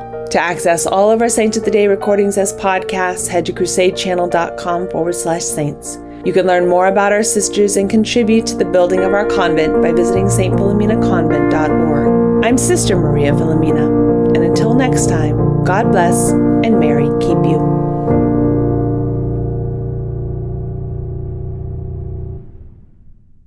Membership has its privileges. American Express was right back in the 1970s. Membership has its privileges, and no membership privilege is greater to a Red, White, and Dude Nation listener than membership in the elite membership club that is the Dude Number. Here's Lee to tell you how to get yours. That's right, King Dude. Membership does have its privileges. And when it comes to the Dude Number, applying for membership has never been easier. Just head to mikechurch.com/dude to start the membership process. Your unique and one-of-a-kind membership and all the privileges that come with it awaits you. As a member, you'll enjoy private chat groups, VIP privileges to all Mike Church show events, early access to new Dude-geared store items, and of course, your unique Dude Number. Dude 1210 reporting all quiet on the Eastern Front. This is Mike's favorite punching bag, Dude number 13. Hi, this is Steve. My Dude number is 2112. Dude number 2004, proud member of the Red, White, and Dude Nation reporting for duty. Become a part of something bigger than any talk show there is and apply for your Dude Number today at mikechurch.com/dude. Membership has its privileges. We don't know where the Ark of the Covenant is, but we do know that Mike Church will give you a chance to win his pound of gold. And all you have to do is listen for the golden sound of the day, weekday mornings at 6 a.m. on The Mike Church Show at MikeChurchShow.com and on YouTube at Real King Dude.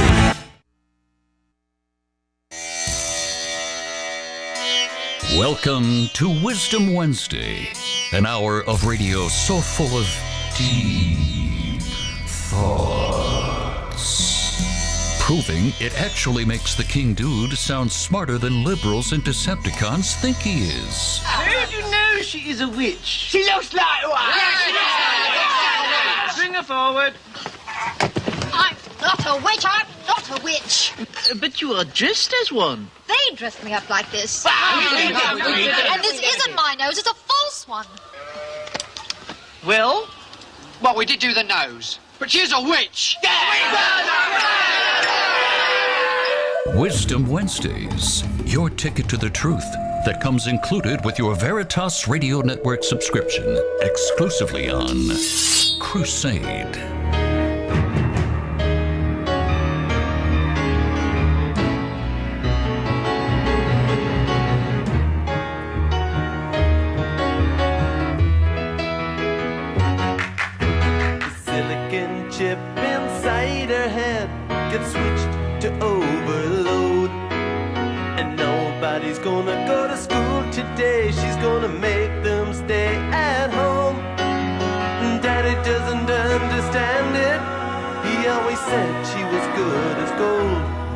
and he can see no reasons, cause there are no reasons. What reason do you need to be shown? Tell me why I don't like Mondays. Tell me why I don't like Mondays. Tell me why I don't I'll tell you why I don't like them. Mondays. I wanna shoot the whole day down. As we continue here on a Monday, as I hold the epic times in my newspaper ink-stained fingers, something I forgot that was a part of show prep back in the day. For we had computers and internet stores read off screens and what have you. You had to have one of these guys. And you hold one of these guys in your hand. If you go through the entirety of Section A, and then you get to the sports, Section C, by the time you're done, if you hold your fingers up, you got ink stains. We need to bring ink stains back. Okay. 844-527-8723, our call and line telephone number. Steve Cunningham, our broadcast partner from Census Fidelium, is on the StreamYard Maker hotline here with us. I want to show everyone this book, The Great Reset in the City of God, that Steve just came out with. I think that we're talking about the same thing in what's in this book and in your other book, Idle Nation, which is the foundation that you build a society on. And I think that's what the AI story says. It's built on St. Augustine's city of man. It's going to fail. The only city that's going to stand and is going to survive is the one that is built as a city of God. So when people go like, well, what the hell are we supposed to do, you moron? Where do you think that to celebrate 250th anniversary of America, as you keep saying on X, stop saying one nation, Bishop Barron. There's no such thing as one nation. And the only possibility that you have as one nation, my view is to have one Catholic nation. That's the only shot that you have.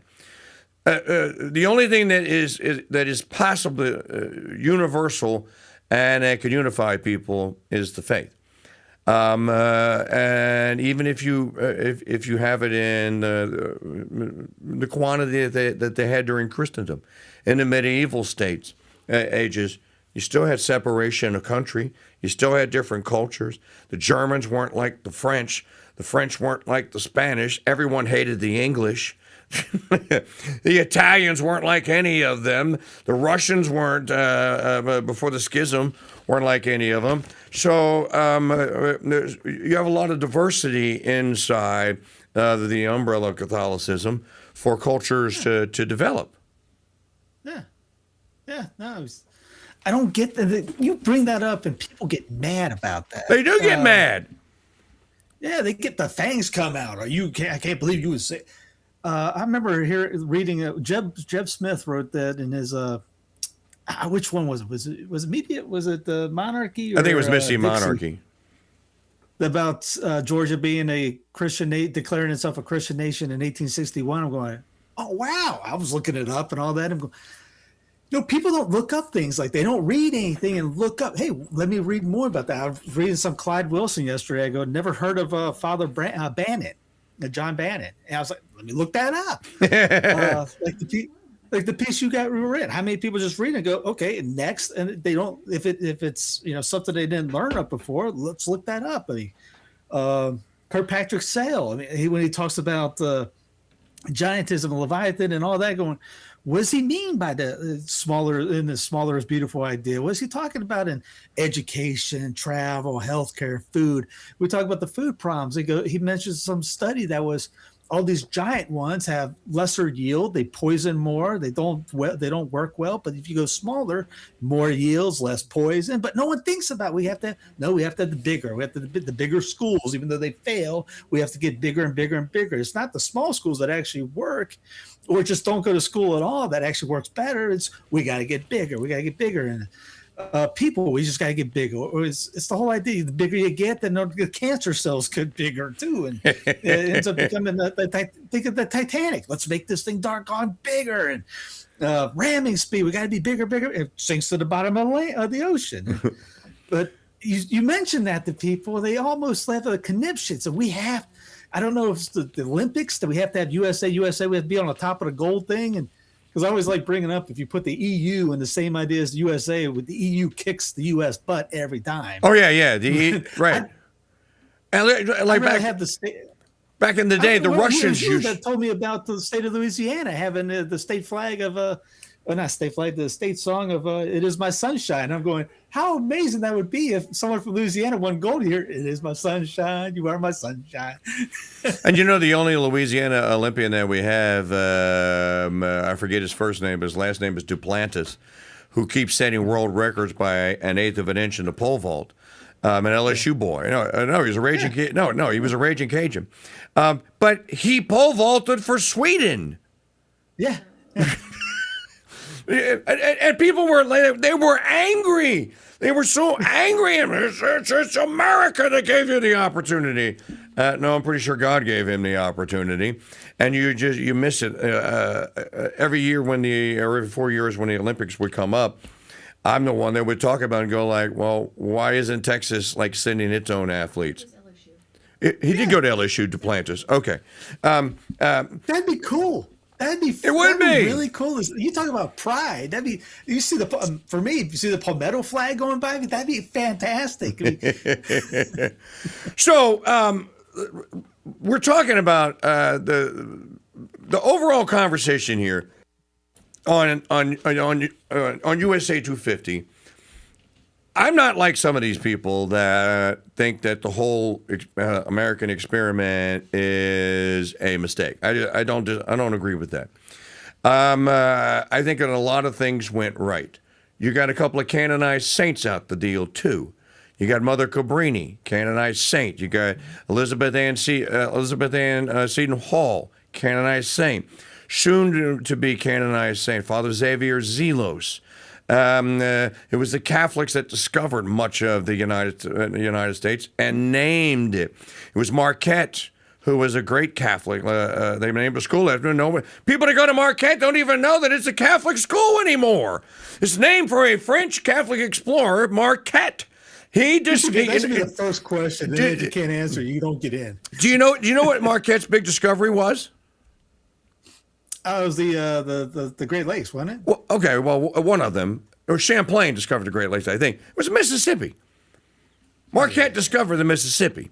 And okay, when De Soto, when De La Salle discovered the mouth of the Mississippi River in the Gulf of Mexico, do you know who he had with him? Priests. With De Soto? Yeah, priests. No. De La Salle had priests with him. Yeah, they basically had a Thanksgiving ceremony right then and there. They read the proclamation from Louis, and they proclaimed that they were there. And they weren't just there to claim the land. What else were they there to? They proclaimed that they were there to Catholicize, to convert the savages, whereas in the language that they used to convert the savages. So when look at the Indians. Or the natives that have been converted since the Declaration went into effect. Now, many of them before, true, but there still have been many afterwards. So the system of Catholic schools introduced in the United States was introduced basically the parochial school system. Why? Because the Anglican and Puritan Protestants in New England hated the Irish and Italian Catholics in their schools and tried to basically make them out and make them illegal. And so the Catholics, Catholics, smarter than all the rest, went, okay, we'll play the game. We'll set a school system up. We'll privately fund it then. You have to pay this thing called tuition. My point is that there are a lot of good things that happen here under the banner of the United States that were good for a lot of people, a lot of souls saved. Which is not to say it wouldn't have happened otherwise, but deal with the reality of what did happen. And that is that a lot of good did happen. The Jesuits came here and built all these universities. Loyola here in New Orleans, Loyola in Chicago, Georgetown, Boston College. I mean, you name your big, of course, Notre Dame, Holy Cross, name your big schools. They're all Catholic. Yeah. So, St. Louis. Exactly. I want to read the final Miss Robachek's conclusion in this article. Rubachek, the most important AI experiment you never heard of. Yes, I'm using an actual newspaper. They were going old school. I could have printed it out. I actually have it on my screen here. I remember having black marks on my fingers during those days. Okay, so they had an experiment. They built a town, these researchers, and they let 4 AIs run it. Gemini, Grok, ChatGPT, and Claude, basically. The only town that survived 15 days was Claude. But then when they introduced Gemini and Grok and ChatGPT into the Claude model, everyone died. So no one survives. No AI town survives. Everyone in the towns gets killed. Okay. So she says, some people view the results as a ranking of AI companies. Okay, fair enough. But the results prove something much older than AI itself. The environment shapes behavior as much as behavior shapes the environment. What determined whether a town survived, thrived, or died was the foundation laid before the experiment began. That foundation was the data each system had been trained on. The priorities its creators had embedded, the values built into its core before it was ever allowed to make a single decision. And yet the foundation is precisely what the rest of us are not permitted to see. Not one of the 4 systems tested is open source.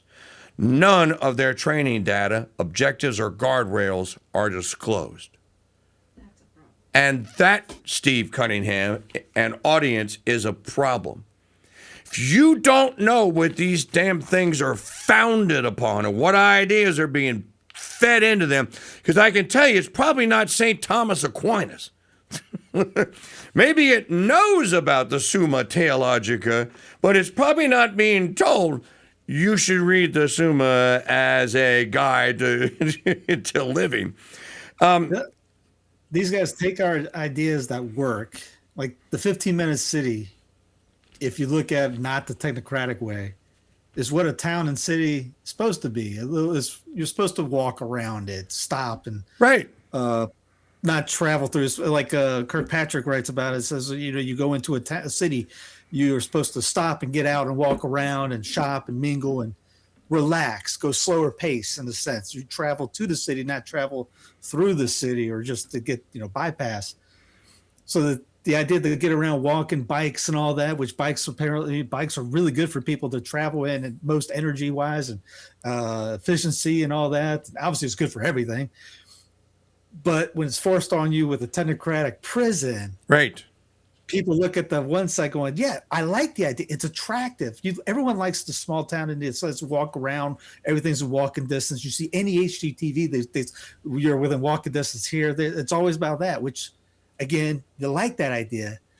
It's like when the shutdowns. So I remember walking around going, I don't mind all this because I like, the working at home where you're supposed to be working at home anyways instead of the Industrial Revolution when you were taken away from the houses and the interstates pulled everyone away and cars pulled everyone away from each other and the family. So in a sense, it's like trying to get back using our own, it's like using our ways against us.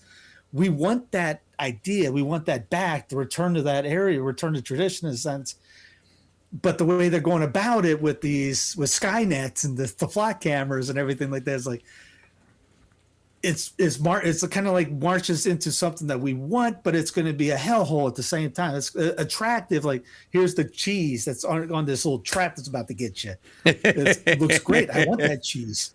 But then when you get that cheese, hey, I want to be able to walk through. I love this idea.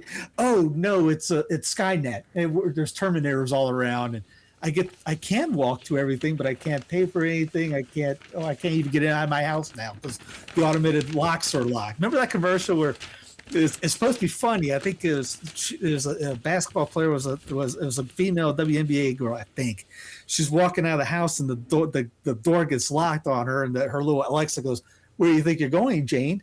It was about, she forgot to get her Coke or something like that, and then it unlocked the door for her. I looked at my wife going, "That's horrific." I don't want you to know that I'm leaving the house. Well, look, I want to show you the back side of the page of the Epic Times is a Jeffrey Tucker column. By the way, a Catholic convert. Tucker came to the faith in 2013. The rise and fall of Bitcoin. Tucker says that he started out as a Bitcoin fan and a promoter up until very recently.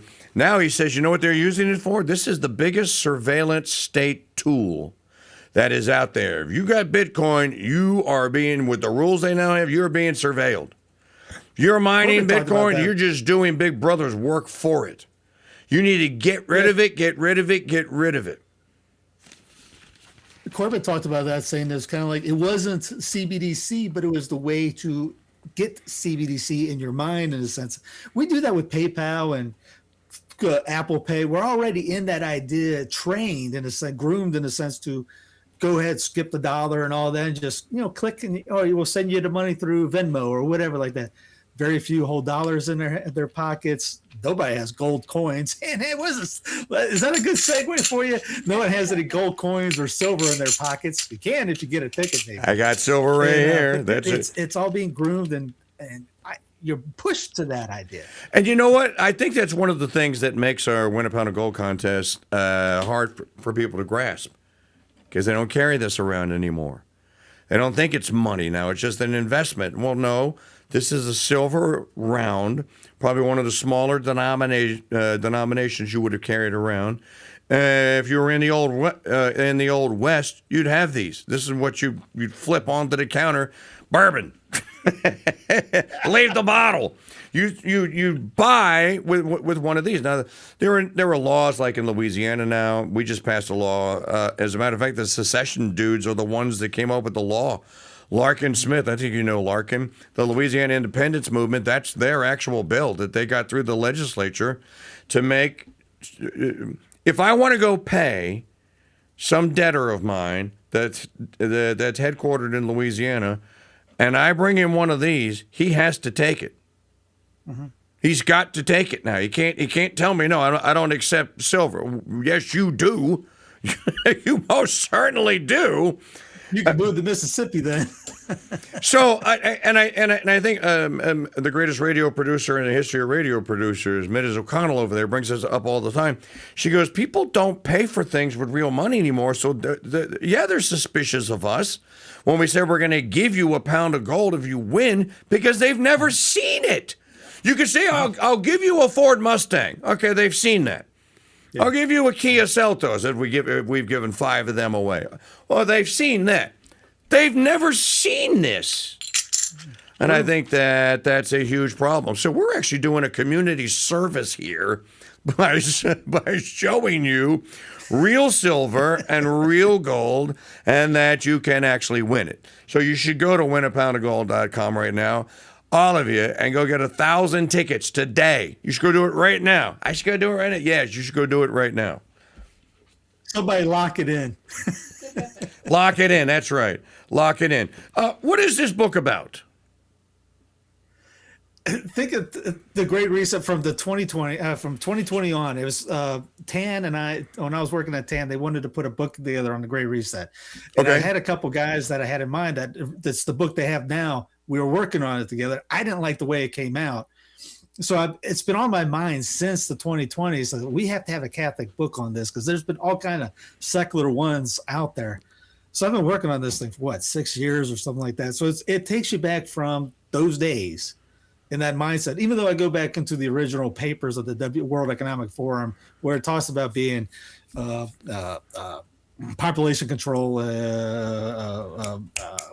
I forget just my brain just. The World Economic Forum. From all the way up to now. All the stakeholders, the world, Klaus Schwab und the World Economic Forum, und all the stakeholders. You know, I threw Leo in there because I was waiting for the encyclical to come out to finish because I wanted to get. All right, I knew he was going to bring something up, so it's spliced in between all that. Yes, I had to hold my nose and I quoted some Francis in there because it's like good. Well, you know, we covered this. I think the only other person that covered this was Frank Wright and James Corbett. But we covered this during the Corona Doom in 2020. That the Corona Doom was one of 3 options Rockefeller Institute had proposed at one of their annual meetings to take over the world and convert everyone to Satanism. The Rockefeller Institute had proposed 3 scenarios. One was a pandemic, one was a banking crisis, and I forget what the third one was. So when they launched the pandemic, I kept telling the radio and TV audience, Steve, I kept telling them, this is not a dress rehearsal. This is the real deal. They have launched it. Skynet is here. And now, they didn't get away with it. It didn't work out the way that they thought it was going to work out. And again, why? Because they had demonic, satanic, AI-based planning that ultimately met people where they were and met many people who were faithful and just wouldn't fall for it. Marshall DeRosa had a great line at the end of one of his conferences talking about the next step of centralization is globalization. Yes. I think he did that before 2020, but that line stuck with me. You see, that's what the reset is all about. It's a globalized thing, the one global government. Trump's doing that with his border peace thing. I mean, you got everything's global. We're citizens of the world, citizen. The clock's going to cut us off. Thanks, buddy. See you next week. Or see you soon. You got some gold to give away in 4 days. You turn on the lights. When you go out into the fallen, darkened world that most of America has become, turn on the Mike Church Show. Hey folks, Mike Church here. And let the Red, White, and Dude Nation light the way for you. Hey, we guarantee it works a lot better than that little Levite lightning bug, Ben Shapiro. I've sentenced boys younger than you to the gas chamber. Hop into your guilt-free ride into MAGACon-free conservatism. On the Mike Church Show. Hey folks, it's Mike Church, founder of Founding Father Films, asking you to learn the true stories of America's founding by purchasing my movie, The Road to Independence, the movie. The Road to Independence tells the exciting story of the Founding Fathers' struggle to declare independence. Timeline, 7 June 1776. Independence Hall, Philadelphia, Pennsylvania. It is a beautiful, sunny Friday morning, and the Continental Congress is in session. The tensions between the colonies and the king have intensified. On May 9... This animated movie comes complete with collector's booklets, DTS surround sound, and are packed with hours of bonus features. Learn the true stories of America's founding and order Mike Church's The Road to Independence on DVD and CD. Available now at mikechurch.com/DVD and by calling 844-527-8723.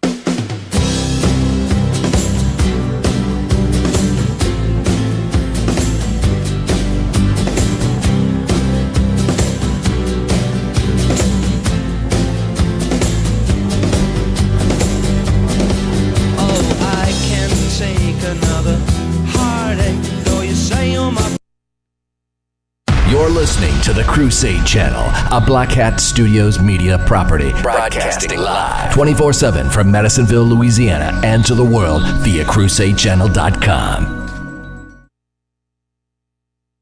We don't know if there's gold in the hills of Dahlonega, Georgia, but we do know there's a pound of gold in the Mike Church Vault, and all you have to do to win it is listen for the golden sound of the day. Weekday mornings at 6 a.m. on the Mike Church Show at MikeChurchShow.com and on YouTube at Real KingDude. Mike Church Show News. News you can trust. Because let's face it, the truth just sounds different, like a symphony of facts. And now, here's Magdalene Rose. Hello, Red, White, and Dude Nation. Welcome to Monday, June 29, 2026. I'm Magdalene Rose at the Mike Church Show News Desk. This report is brought to you by the all-new Mike Church Show website and Dude Nation membership service. Check it out today at theallnewmikechurch.com. Here's what to listen to for this hour. Interim President of Venezuela, Delcy Rodriguez, said 33 people had been pulled from debris alive over the weekend. Among them were two 11-year-old boys who were separately rescued from collapsed buildings within hours of each other on Sunday. However, with tens of thousands of people still missing, hopes of finding more survivors are fading by the hour. Aid agencies say the first 48 to 72 hours after a disaster are crucial for finding people alive. Relatives of the missing are facing a fifth night waiting for news of their loved ones. At least 1,450 people have been killed in what Rodriguez said was the most brutal natural catastrophe in Venezuela's history, but the search to find survivors is not over. Desperate families have been digging through the debris, some by hand, trying to find loved ones. Some have told the BBC that they can hear people under the rubble, but they cannot move the heavy slabs of concrete and are waiting anxiously for heavy machinery to assist. The magnitude 7.2 and 7.5 quakes on Wednesday struck within 39 seconds and caused almost 800 buildings to collapse, leaving many people trapped inside. Though the crucial 72-hour window has now passed, rescuers have said people could still be found alive, especially if they had access to food and water. Over the weekend, Colombia's National Unit for Disaster Risk Management pulled an 11-year-old boy from under about 9.8 feet of debris. Reuters reported that a rescuer was overheard on a walkie-talkie saying the young boy was found near his sister and mother, who had both died. Hours later, Interim President Delcy Rodriguez posted a video on X reportedly showing the rescue of the second 11-year-old boy in the town of Carabelda. New York City Mayor Zohran Mamdani, a Democrat, had two words for Republicans who want to label him as the poster child of the Democratic Party: let them. The Democratic Socialist mayor spoke exclusively with This Week co-anchor Jonathan Karl about the year after his upset mayoral primary victory that stunned not only the Big Apple but also the country. His popularity and influence carried over into this year's primary, where three of his endorsed candidates won their congressional primaries, two of whom unseated multi-term Democrats. Mamdani told Karl in his first sit-down interview since the primaries that since he took office in January, his administration has delivered to working-class New Yorkers the very things we were told were impossible. In National Calendar Day news, today is National Waffle Iron Day. Our quote of the day: the proof of love is in the works. Where love exists, it works great things, but when it ceases to act, it ceases to exist. St. Gregory the Great. Coming up, more lifestyle headlines. You're listening to the Mike Church Show in the Red, White, and Dude Nation. Membership has its privileges. American Express was right back in the 1970s. Membership has its privileges, and no membership privilege is greater to a Red, White, and Dude Nation listener than membership in the elite membership club that is the Dude Number. Here's Lee to tell you how to get yours. That's right, King Dude. Membership does have its privileges. And when it comes to the Dude Number, applying for membership has never been easier. Just head to mikechurch.com/dude to start the membership process. Your unique and one-of-a-kind membership and all the privileges that come with it awaits you. As a member, you'll enjoy private chat groups, VIP privileges to all Mike Church Show events, early access to new Dude-geared store items, and of course, your unique Dude Number. Dude 1210 reporting all quiet on the Eastern Front. This is Mike's favorite punching bag, Dude number 13. Hi, this is Steve. My dude number is 2112. Dude number 2004, proud member of the Red, White, and Dude Nation, reporting for duty. Become a part of something bigger than any talk show there is and apply for your Dude Number today at mikechurch.com/dude. Membership has its privileges. Looking at lifestyle and cultural headlines, our Saint of the Day.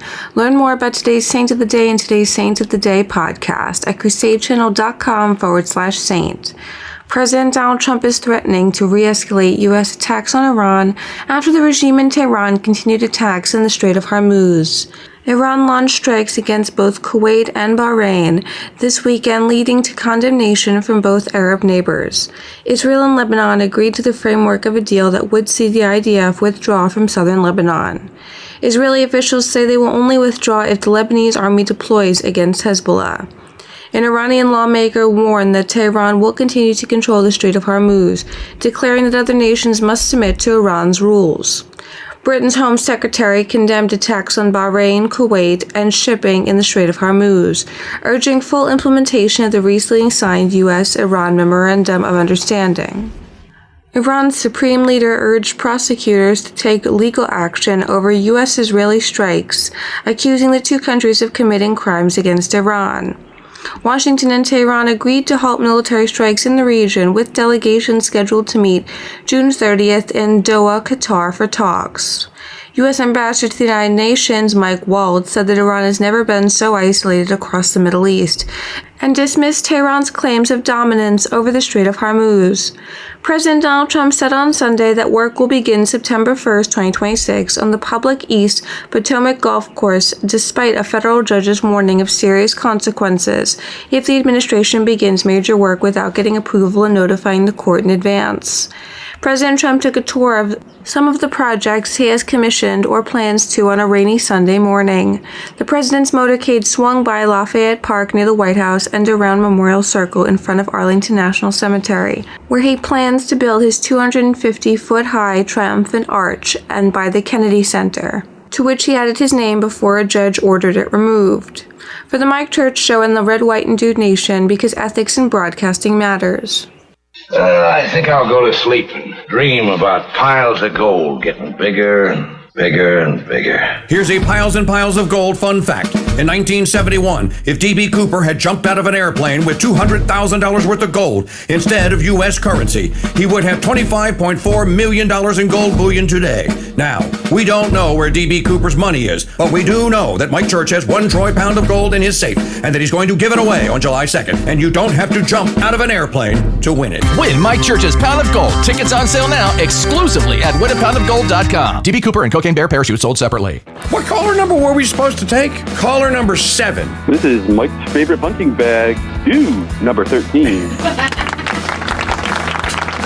Well, I already know what you're going to do with your pound of gold. You're going to buy a new septic tank, probably buy a new house after that. I mean, the septic tank system's still not paid off for it. You do a Tim Allen, win a pound of gold, you do home improvement? I think that's probably where most of it would go, yeah. Our home is we're quickly outgrowing our home. Well, Jeff, that's a good problem to have, to be outgrowing your home. Congratulations. Thank you. Okay, give me the secret code word of the day to prove to people that you actually have to go to the site and you actually have to watch the video to get it. Absolutely. I mean, you need some moolah to get some home updates, so.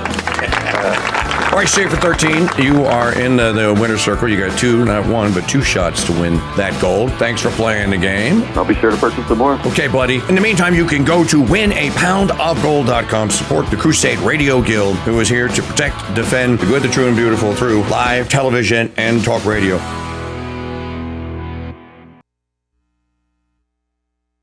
Call 844-527-8723. Holding a PhD for the KingDude Center for Constitutional Studies is not just an honor, it's a way of life. The Mike Church Show is heard exclusively on the Red, White, and Dude Nation.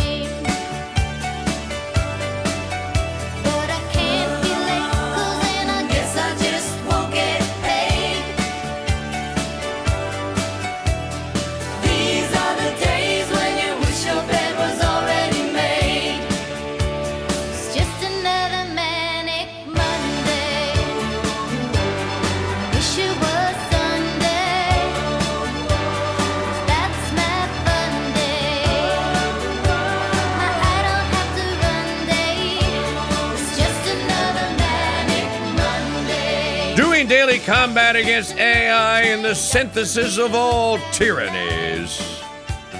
I am the Generalissimo of the Airborne 1776, leading combat on land, sea, and on air. Mike Church Show here on the Ethics in Broadcasting Network. Welcoming all of you listening wherever you may find yourself listening today. Sensus Fidelium, Restoring the Faith Media. I called Mike Parrott yesterday, and he took my call. And the reason I am surprised by that is because usually he's in class or somewhere else and he can't take my calls. He took my call. He's in Slovenia. I go like, dude, what are you doing in Slovenia? And he tells me, well, Wednesday I am here for the SSPX consecrations, the bishop consecrations. I went, oh, that's right, because he had told me he was going to go. I said, you think they're still going to do it? And he goes, absolutely, they're going to do it. And then I asked the question that all Catholics should be asking. And this doesn't mean that we can bark an order out to the Holy Father. It just means we can ask. You've got time to meet with Muslim madmen and Jews and Hindus and Buddhists. Why don't you have time to meet with the SSPX, Bishop Lafay, whoever it is that is asking for an audience?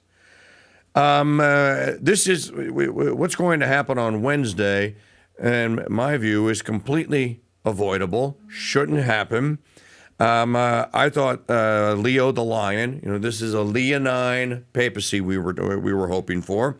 That Leo the Lion would just say, "Let's be done with this." In the same manner, you stop this stupid, vicious, evil, internecine war of pitting one group of Catholics that you've segregated. I didn't ask to be segregated. You segregated me against another. Enough of this. This needs to be done. And this war against sacred tradition and literally millions of canonized saints need to be brought to a close. They all practiced sacred tradition. Almost all of them. Unless, of course, they have been canonized since 1964. In the exact same fashion, why doesn't President Trump, for the sake of everyone, just bring his stupid little dalliance that's gotten thousands of people killed, trillions of dollars wasted, just bring it to an end and withdraw. Stop with the stupid, oh, we're going back into talks. The White House announces like an hour this morning, an hour before the markets are going to open. No, we're going to have Riley Gaines, who comes in fifth. I want all the swing states, But we're going to have another round of talks. It'll begin today. The Qataris are going to help us meet. The Iranians want to talk. We're going to talk. We stopped the bombing. We want to talk. Why don't you stop the madness? I demand, while I'm still a part of this wretched union of ours, bring my troops home and bring this madness to an end. I don't understand the advice that he's getting here. Now, I cannot tell you unequivocally that what I'm about to read to you is absolutely true. What I can tell you is that I appreciate the source very much. He's a very funny guy. The source is Pepe Escobar. Okay, so you could take it for what it's worth.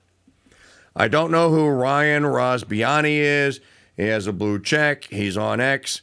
He's making this claim. Living in the real world that I occupy and that you occupy, this sounds viable, plausible, like something that could have actually happened. So I'm just going to share it with you. So it's a tweet from Ryan Rosbiani from June the 24th. Mossad plotted to assassinate Asim Munir. Pakistan told Israel it would wipe Tel Aviv off the map. Pepe Escobar says Pakistani military intelligence, and I checked this on Pepe's feed because he just reposted it, says Pakistani military intelligence intercepted a Mossad plot ordered by Netanyahu to kill Pakistani chief officer Asim Munir while he was in Switzerland for the Iran-U.S. talks. Islamabad did not change his schedule or hide him. They sent one message to Tel Aviv: touch our delegation and we wipe you off the map. Now, and then Pepe says a nuclear state told Israel exactly what killing its army chief would cost. Mossad backed down. Funny how we strike, remember Netanyahu said the other day? Hamas, we strike anywhere, anyone, anywhere. Israel goes wherever Israel must go to defend Israel, including to Ice World of Hoth, he said. And then Pepe Escobar says, funny how the we strike anyone, anywhere doctrine evaporates the second the target can hit back. Now, again, that makes practical sense to me. I didn't see it quoted anywhere else, but it makes practical sense to me that basically the big bully has been told, you do this, you will pay. And we will make you pay. Now, most people don't realize that the Pakistanis have Super high-tech jet fighters.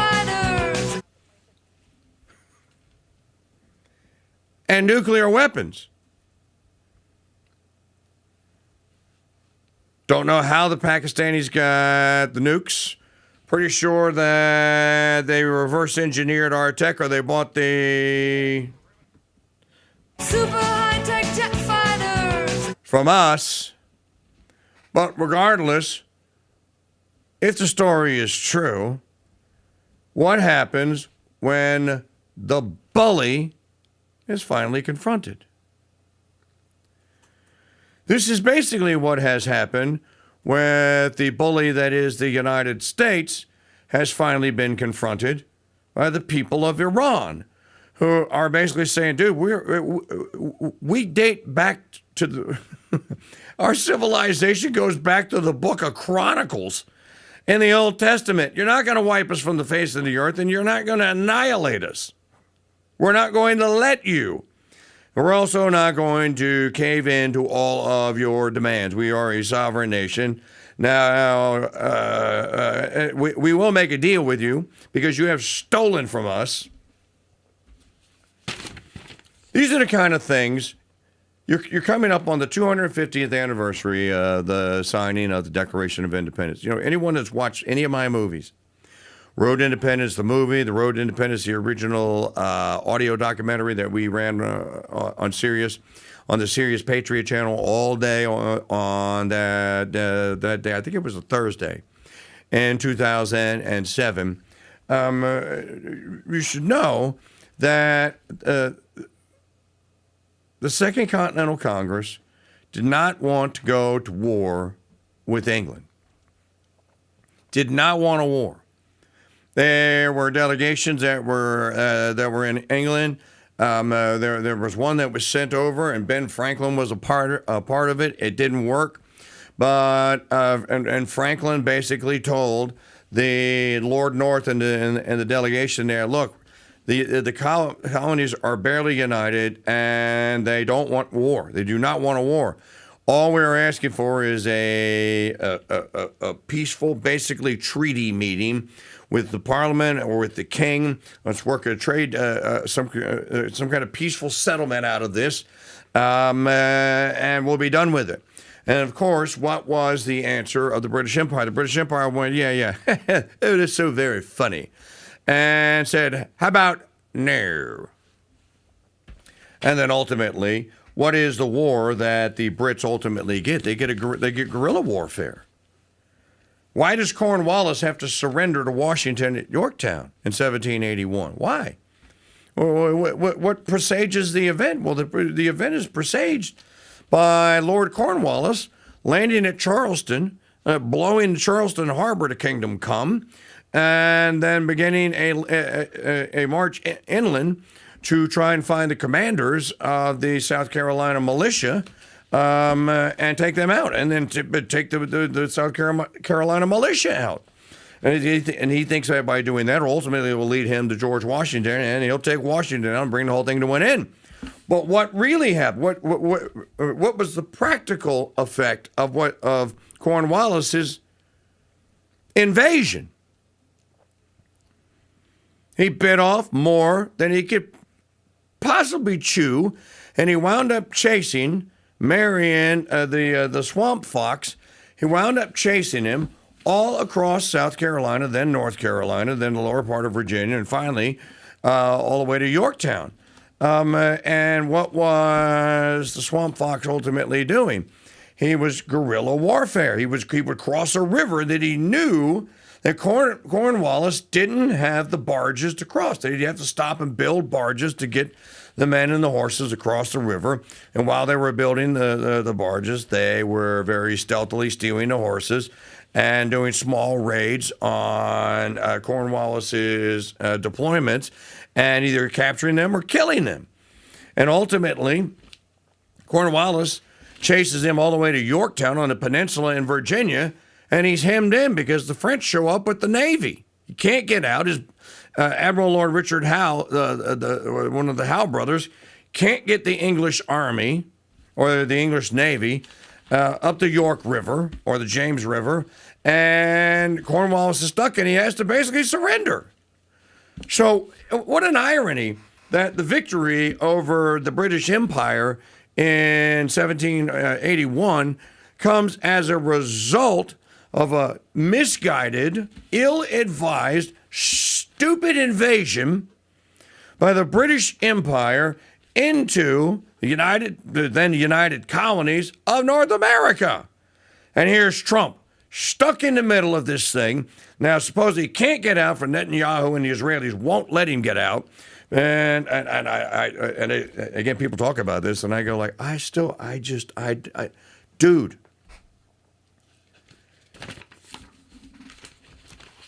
There has to be a way. And it's Trump's pride that won't let that happen, I think. And and he has stupid advisors who are telling him stupid things. You are now 6 days away from the 250th anniversary of the signing of the Declaration of Independence. And Americans are going to spend it with energy prices that are higher than they need to be, supply chain shortages that don't need to happen, and questions about whether or not their state should remain in a union. I'd say that this is a complete and total failure here. Absolute, complete and total failure. Let's see here, Maggie. You have, what else do we have on the cut sheet? Let's do some digital media files. I don't understand number 13. I heard you playing it today, and I still don't understand it. What the guy was talking about with the rare earth metals? Oh, there's an article in your pile of prep about it. Okay. All right. Here, this is a joke. Play digital media file number 1. You want to hear a joke? You want to hear a funny one? Here you go. Laughter is the best medicine. Okay, well, here's some funnies. In May of last year, I established the Presidential Commission on Religious Liberty to outline threats to the free exercise of religion in our country and to provide recommendations for action. America was founded by people of faith, and it was settled as a haven for religious freedom, so important. As we prepare to celebrate the 250th anniversary of our founding next week, it is only appropriate that we work to strengthen this fundamental right and to, most essentially, have liberty for generations to come. We want religious liberty. We want liberty, but we also want religious liberty. We will closely study this report that is being presented to me as president today, and my administration will continue to work with the pillars of protecting religious liberty for all Americans, and we must also remain one nation under God. We will never let that phrase be stolen from us. You know, people are trying to steal it. We all know that very well. That phrase will never be stolen. It will stand proudly in our courts and everywhere else where we have it. Paula White is leading your commission. The woman is a joke. She is literally a joke. And then this other clown, the ones that Carrie Prejean Buller were telling the stories about, telling her that, yeah, we're not doing religious liberty for people that aren't Zionists. And, of course, Carrie Prejean Buller famously goes, well, I didn't... When President Trump asked me to join this commission, he knew I converted to Catholicism, and I had never told him that I was a Zionist, so why is it a surprise that a Catholic is a Zionist? We believe in the mystical body of Christ, and that the mystical body of Christ is the new Israel.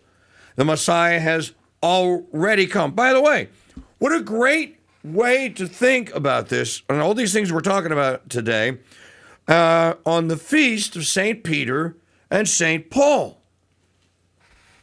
You know, and it's also the feast of St. Mary Salome, or Salome, depending on whose side you're on.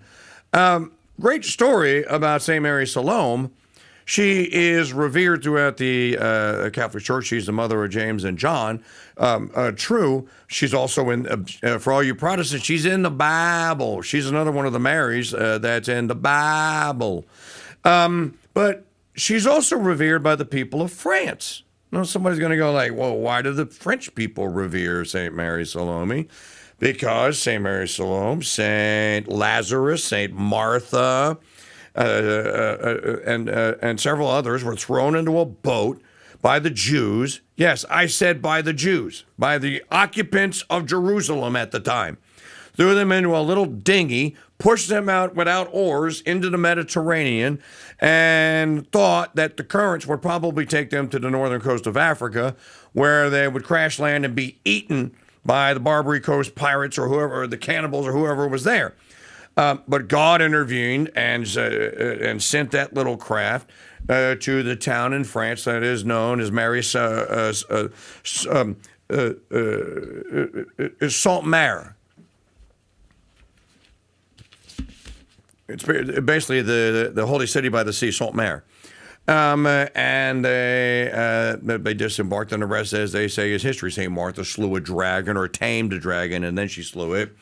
And they introduced and brought the Catholic faith to the country of France. But again, another evil empire, the one that crucified our Lord, thinking that it was dealing with a problem by committing acts of violence. So they stoned Saint Stephen, and they thought that they were going to kill these people that just wouldn't shut up about this Christ guy in the gospel, but putting him on a dinghy and sending him out into the ocean or into the Mediterranean Sea.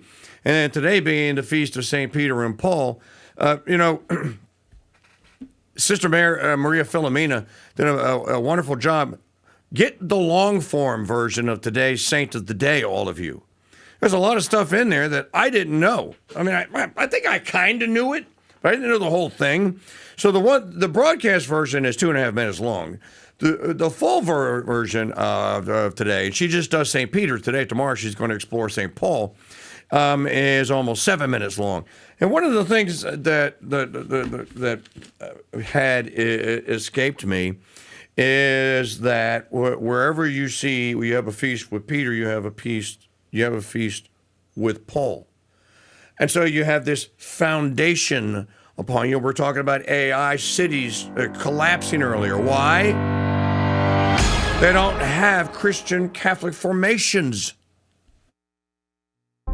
This June, the Mike Church Show will give away the most incredible prize in broadcast history and change the way the world thinks about talk media and talk media hosts forever. Hello, Red, White, and Dude Nation. I'm Magdalene Rose with the Mike Church Show News Desk with your crucials for Monday, June 29th, 2026. Here's your In the Market report. U.S. stock markets closed mixed on Friday, with technology shares weighing on the major indexes. The S&P 500 and the Dow Jones slipped slightly by 0.1%, while the Nasdaq fell 0.2%, amid ongoing investor rebalancing and tech sector consolidation. The Dow Jones managed a small weekly gain, while tech-heavy sell-offs led the Nasdaq to a 4.6 weekly drop. West Texas Intermediate crude oil fell to $69.44 per barrel, easing market inflation concerns and helping steepen the Treasury yield curve. Gold prices rose to $4,052.97 per ounce, supported by a weakening U.S. dollar. Market expectations for Federal Reserve rate hikes have tempered, primarily driven by falling oil prices. Technology stocks and specific hardware manufacturers experienced severe volatility to close out last week, while globally commodity markets entered Monday mixed amid shifting geopolitical dynamics. Major large-cap tech companies mostly attempted a rebound on Friday. This report is brought to you by the all-new Mike Church Show website and Dude Nation membership service. Check it out today at the allnewmikechurch.com. I'm Magdalene Rose for the Mike Church Show and the Red, White, and Dude Nation. Hi, folks. It's Mike Church, founder of Founding Father Films, asking you to learn the true stories of America's founding by purchasing my movie, The Spirit of 76. The Spirit of 76 details the true story of the writing and ratifying of the U.S. Constitution. Who authorized them to speak the language of we, the people, instead of we, the states? States are the characteristics and the soul of a confederation. If the states be not the agents of this compact, it must be one great... This animated movie comes complete with collector's booklets, DTS surround sound, and is packed with hours of bonus features. Learn the true stories of America's founding and order Mike Church's The Spirit of 76 on a 2 DVD or 3 CD set. Available now at mikechurch.com/DVD and by calling 844-527-8723. Listen, were you forced into getting a solar contract and now you just don't want it anymore? Maybe the solar company misled you. Or is your solar contract buried with hidden fees? Are you not saving the amount of money you thought you would on your energy costs? Don't worry. At the Solar Exit Hotline, we can help you cancel your solar contract, even if the panels are already installed. Our experienced legal team will review your contract and help you cancel it, possibly saving you thousands of dollars. You got to call right now for complete details. So listen, if you're not happy with your solar contract for any reason, we are here to help you cancel it. Call the Solar Exit Hotline now for immediate options to help you exit your solar contract. This call is 100% free. 800-932-1789. 800-932-1789. 800-932-1789. That's 800-932-1789. I think I'll go to sleep and dream about piles of gold getting bigger and bigger and bigger. Here's a piles and piles of gold fun fact. When making Raiders, Spielberg chose the Golden Ark of the Covenant because he knew audiences wouldn't go, ooh, ah, if Nazis stole a parchment scroll containing a psalm. Now, we don't know where the lost Ark is, but we do know that Mike Church has 1 troy pound of gold in his safe, and that he's going to give it away on July 2nd, and you don't have to say, ooh, ah, to win it. Win Mike Church's Pound of Gold. Tickets on sale now exclusively at winapoundofgold.com. Ark of the Covenant sold separately.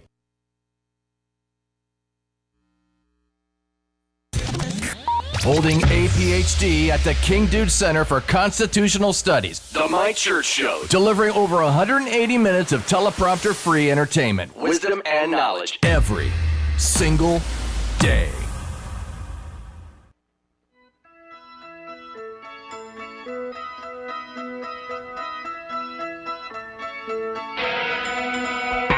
Stand in the place where you live. Now face home. Think about direction. Wonder why you haven't now. Stand in the place where you were. Now face west. Think about the place where you live. Wonder why you haven't before. If you are confused,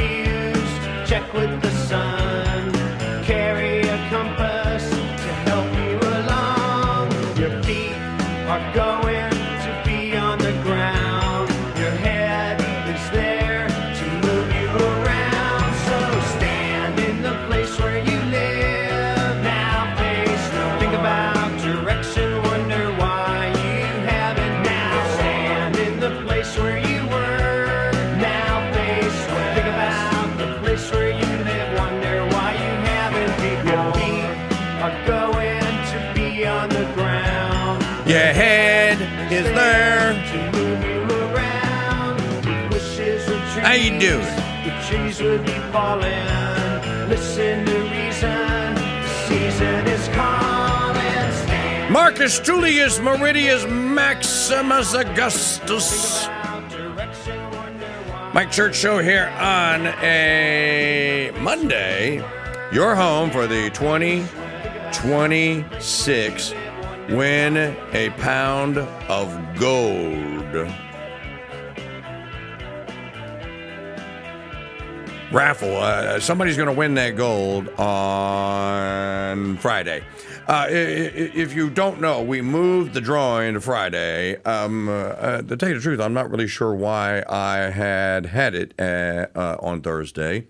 But we moved it to Friday, so nothing else has changed. Well, what other thing? Well, no, we didn't change anything else. Just move the actual draw date to Friday. So do it Friday morning, July the 3rd, and then we'll do the show, and then I think we'll do something on July the 4th to kick off the Big 250 and the Road to Independence broadcast. Let me just say to you, though, interesting things are happening.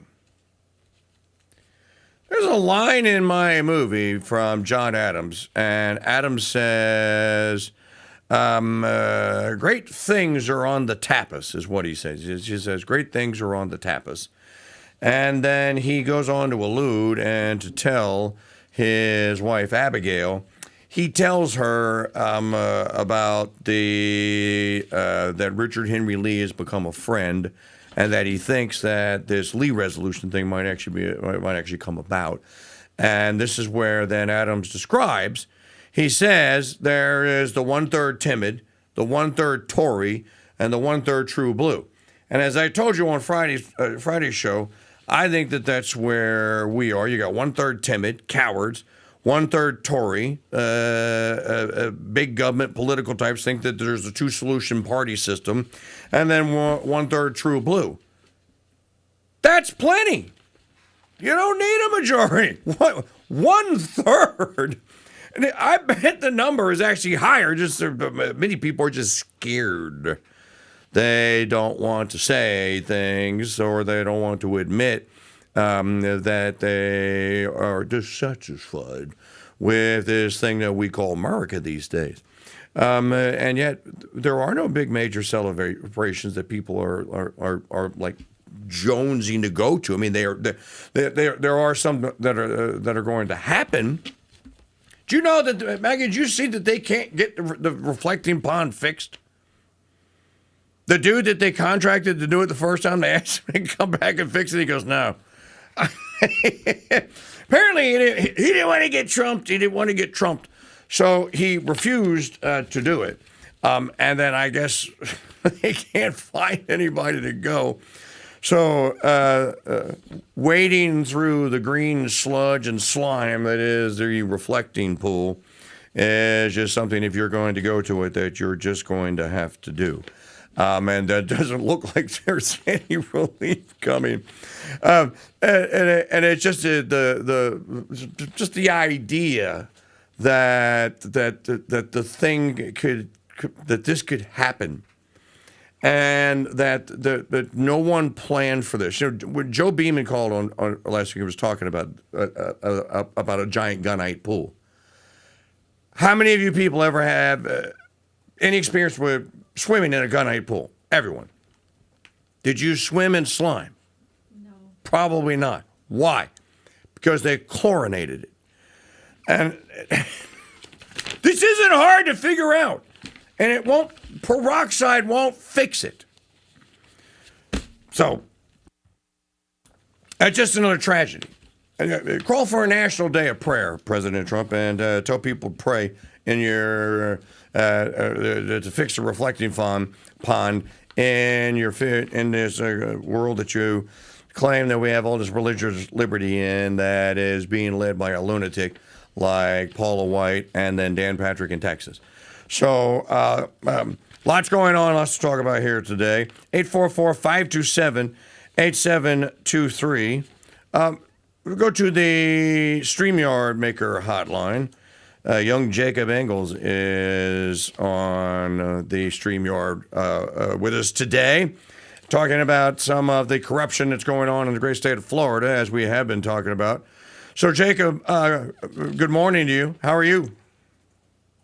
Good morning. I'm doing well, Brother Church. And before we get to the corruption, you mentioned the reflecting pond and this pool of scum and muck. It's very befitting for the Washington Swamp.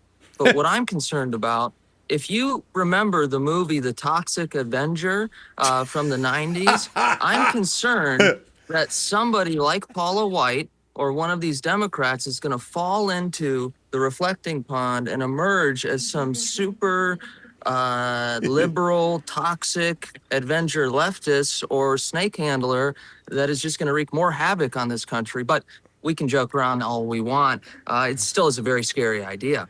I can't believe Florida again. I can't believe you know the Toxic Avenger.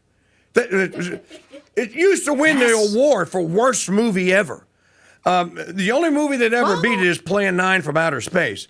But the Toxic Avenger, it was a cult thing. It was a huge cult thing in the 90s. People, have you seen the Toxic Avenger? Yeah, it sucked.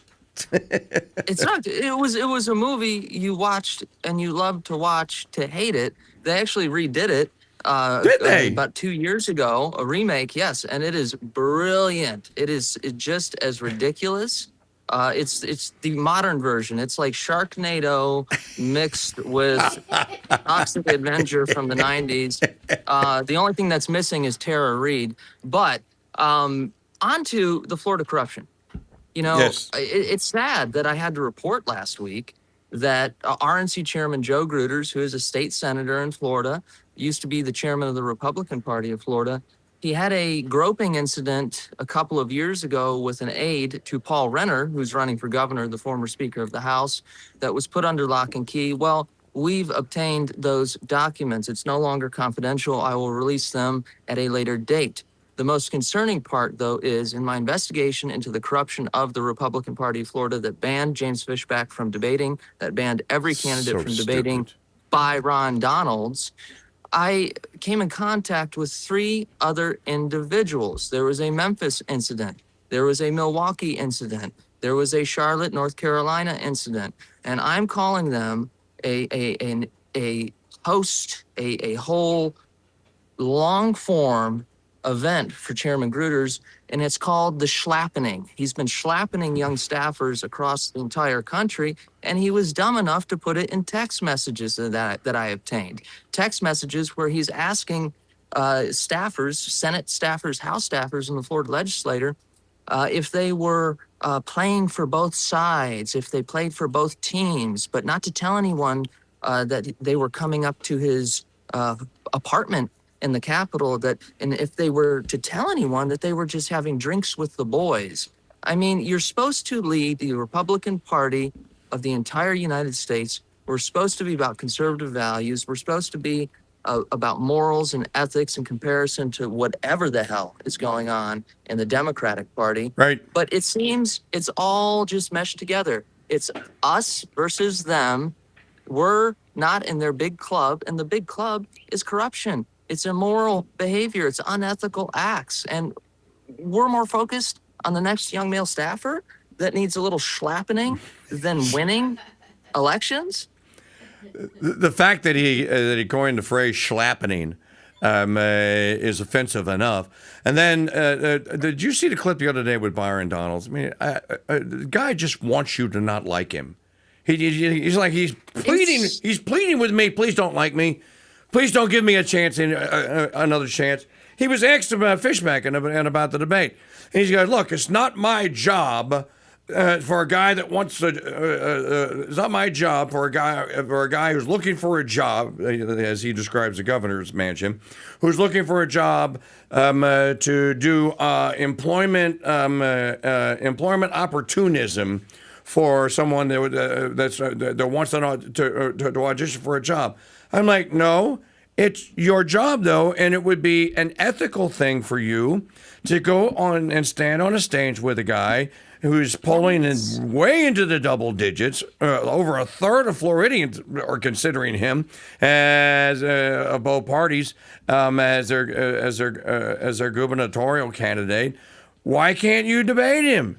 I don't get it. Well, and look, not only why can't you debate him, but why can't you understand and see the amount of young men and women of all races, of all creeds, of all colors, religions, whatever, short, tall, gay, straight, lesbian, overweight, everybody is coming to these fishback rallies and coming to his events because he gives you the truth. He gives it to you straight. So when we're facing, as a party, the Republican Party, the monolith of the Democrat-controlled media, of the pop culture machine, of the Hollywood machine, the music industry, and the nonprofit world, and all of these weird happenings with Dr. Weenie Chop and so on, you can't sit there at the very least and say, this guy, I don't think he deserves to debate me. This guy, I don't think he deserves to be on the same stage as me. But he's activated something across the state of Florida with people who don't normally vote. Most of them haven't voted in their entire lives. And that's an 18 to 35 demographic we need to capture, and we need to capture now. And just on that fact, he could have one leg like Jay Collins. He could have no accomplishments like Paul Renner, who's riding off the governor's accomplishments. He could just be an amorphous blob. It doesn't matter. Are we trying to save the country, save the state of Florida, and invigorate voters who haven't been this excited about the Republican Party since, I don't know, never. So what's the core problem here? I can't get a read on it. Well, I think that the core problem is that he's probably not a good debater. And look, you're not going to win very many hearts and minds going to bat for Kevin O'Leary and the data center demon pimps. You're just not. The more people learn about this, the higher the poll numbers go in the other direction. The American people don't want this. Now, it may be true that using AI as a tool, like I use, okay, fine. I can use it currently as a tool. I don't need a data center. Right. I currently use it with current energy consumption as a tool, like a calculator. I'm good. I don't need anything else. As a matter of fact, I don't want anything else. Stop.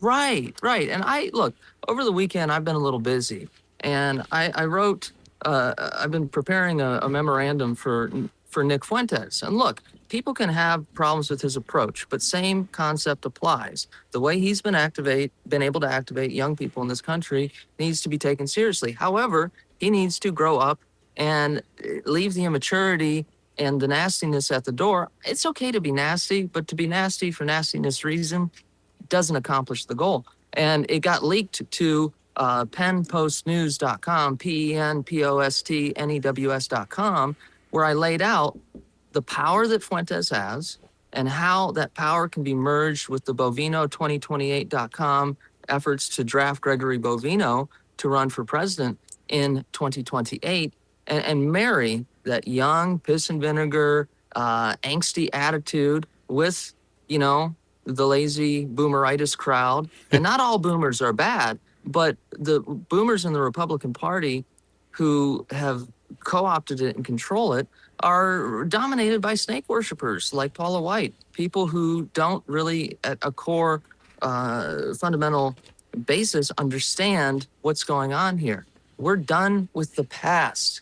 We're done with the past in the sense of what they have given us as a party.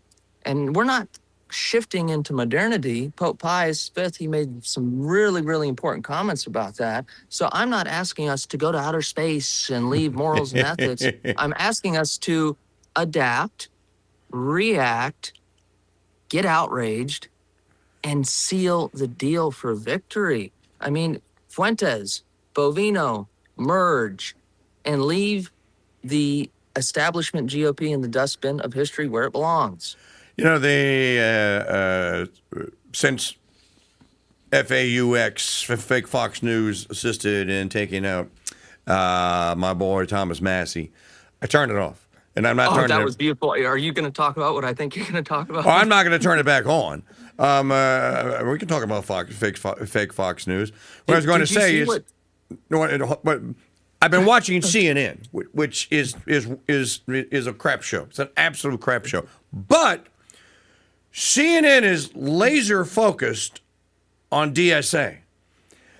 And they are bringing anyone on their air that will basically bash it. I have not seen Alexandria Ocasio-Cortez. I have not seen Zoran the moron Kami Mandani. I have not seen creepy Bernie Sanders. You know, this is the movement, a moment.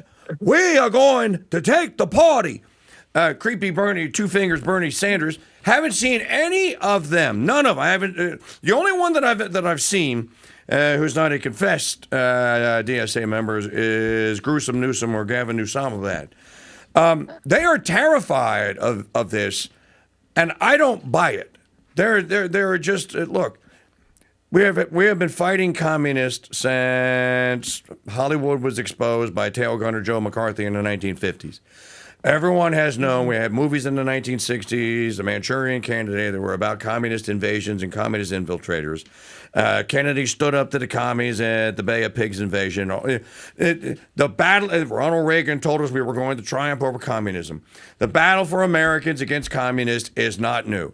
And then, yeah, but we didn't have them here and there and the other. Oh, yeah, you had them as double agents. The Roosevelt administration absolutely had dyed-in-the-wool Stalinist Khrushchev communist in it. So did Johnson. But Kennedy probably did too. They've been here.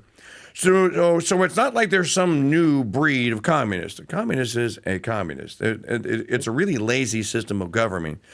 Take people's money when it doesn't promise them the world. When it doesn't work, kill them. Just rinse and repeat. Yeah. Not hard to figure out. And it could be the greatest thing since sliced bread, but I think both you and I, as Catholics, 12 million Catholics during Stalin's whole little song and dance. No, thank you. Communist is already off the table for me. But what you just explained is very important. It's been around. This is an enemy we know, but they've been able to transfer it. Is it Marxist? Is it third wave feminism? Is it Democrat Socialist of America?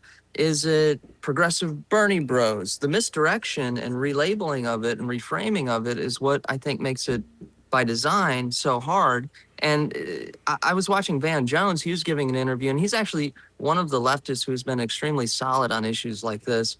And whenever he talks about the craziness of the leftist insanity brigade, it's like they almost want to just make him disappear out of thin air, whatever show he's on. He doesn't get allowed on CNN a lot anymore, but that's the only time I watch CNN. You brought up Thomas Massey. Let's talk about what Thomas Massey did to that Fox News reporter. Oh, dude, Maggie, can you find it?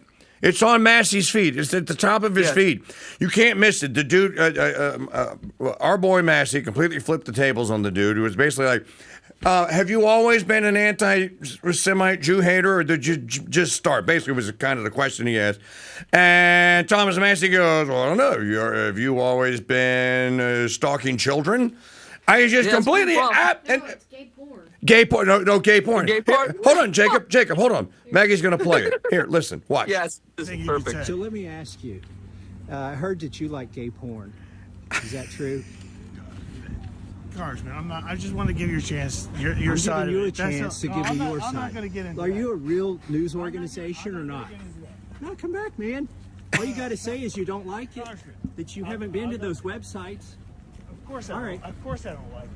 Really? But thank you. That's not what I heard. Thank you for your time. Just giving you a chance to respond. That's all.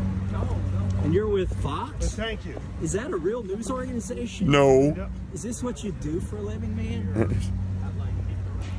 Congressman, we're good. Thank you.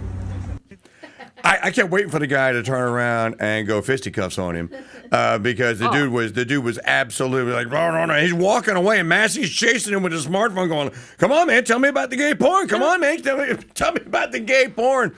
And it was so brilliant. It was so brilliant.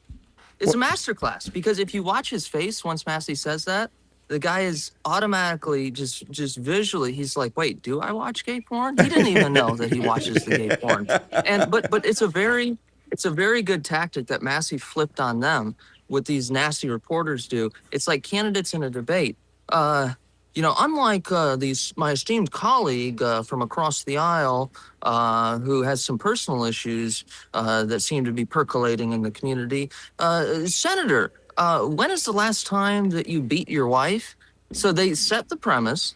There's no debate for it. And then how do you answer it? Well, I don't beat my wife. Well, now he's just saying he doesn't beat his wife. He's explaining in politics is losing. So Massey flipping that right on the guy is great. And I can confirm that dude, I've seen him at Nelly's in D.C., which is a sports bar that doubles as a gay club at night. And let's just say, if you're there around that time, and I didn't know the first time because they had good wings, that's where Lindsey Graham, that's where Tom Cotton have been spotted. So, I mean, I don't know, man. He seemed very personally aggrieved by it. Good job, Massey. Yeah, and of course, he claims to be, or he is a Fox News reporter.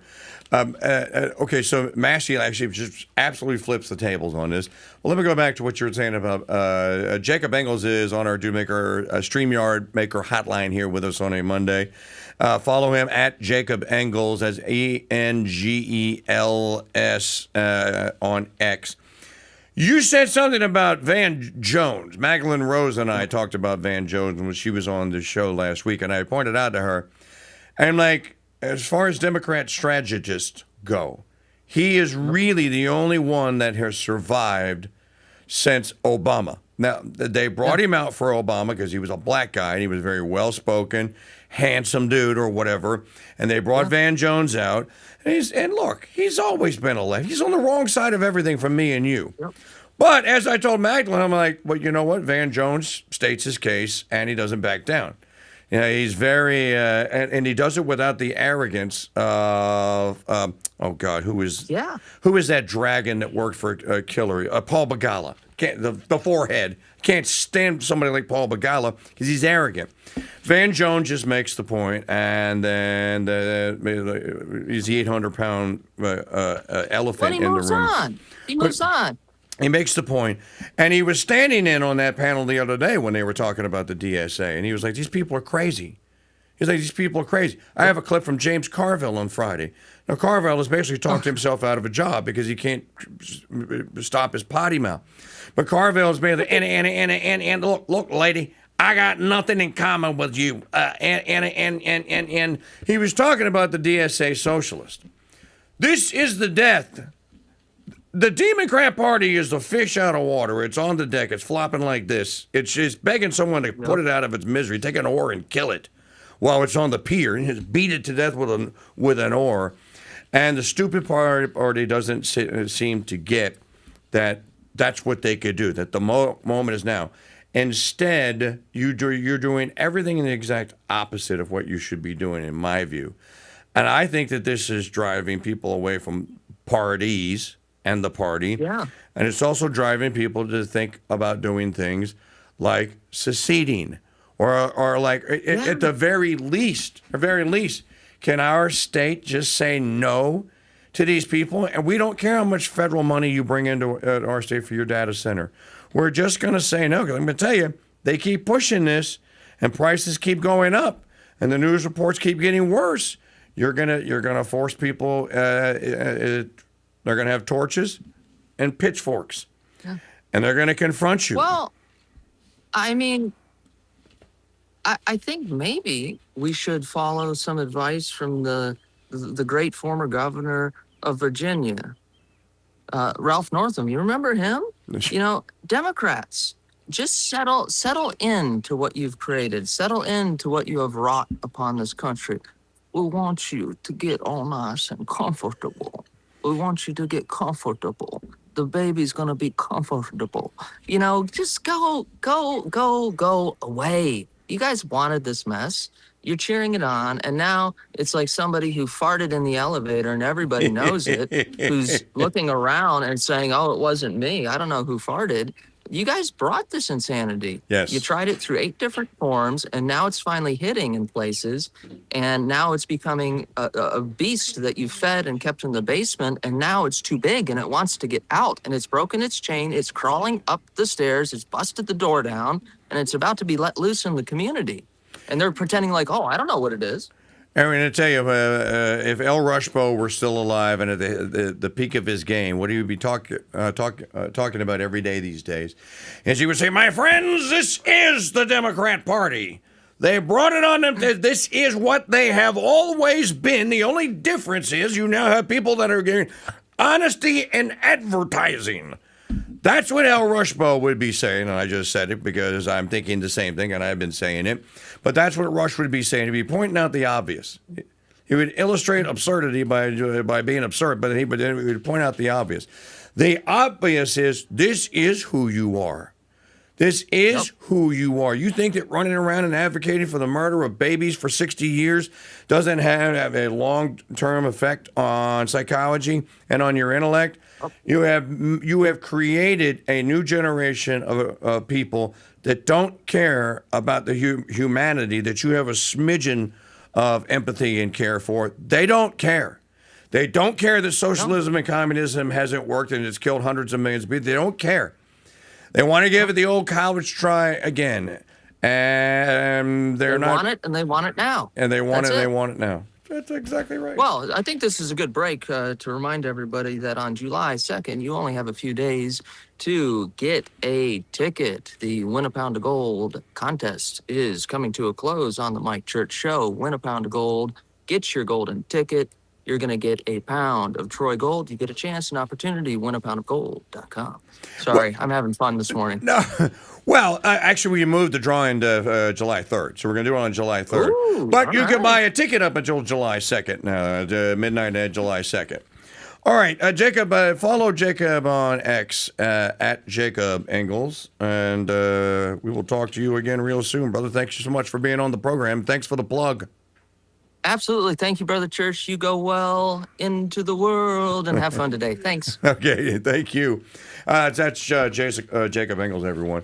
Okay, 844-527-8723, our call-in line. Telephone number 844-5-CRUSADE. I have a most interesting...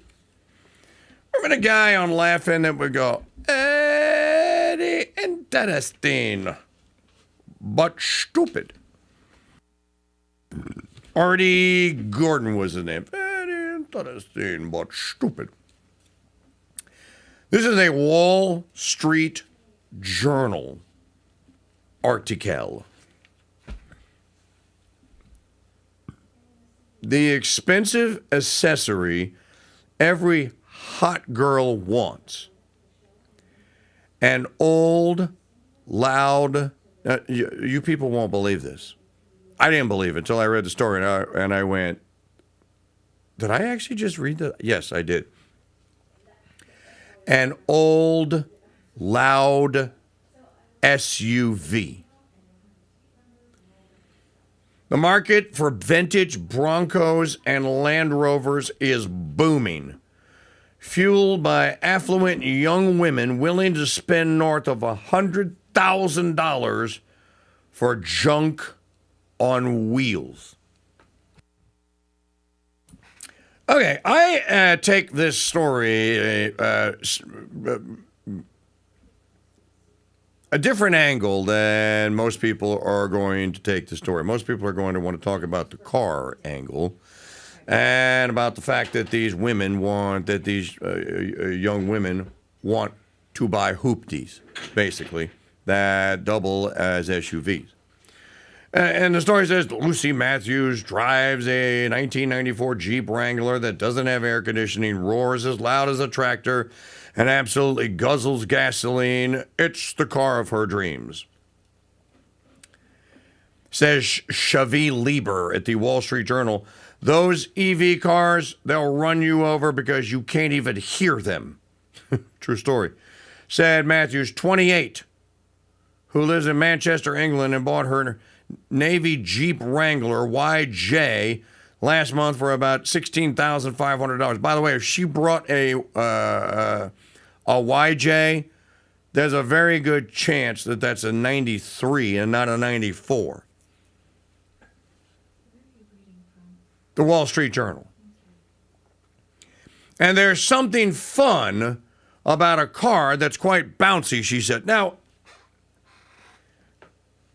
I want to talk about the story and do it from the hoopty point of view that they're right. I would love to have my 1994 Jeep Wrangler Sahara back. As a matter of fact, if I saw it in a lot, I probably would go buy it today. I go like, hey, that's my Sahara. And I'd go buy it. Why do single, young, affluent women want to buy hoopties?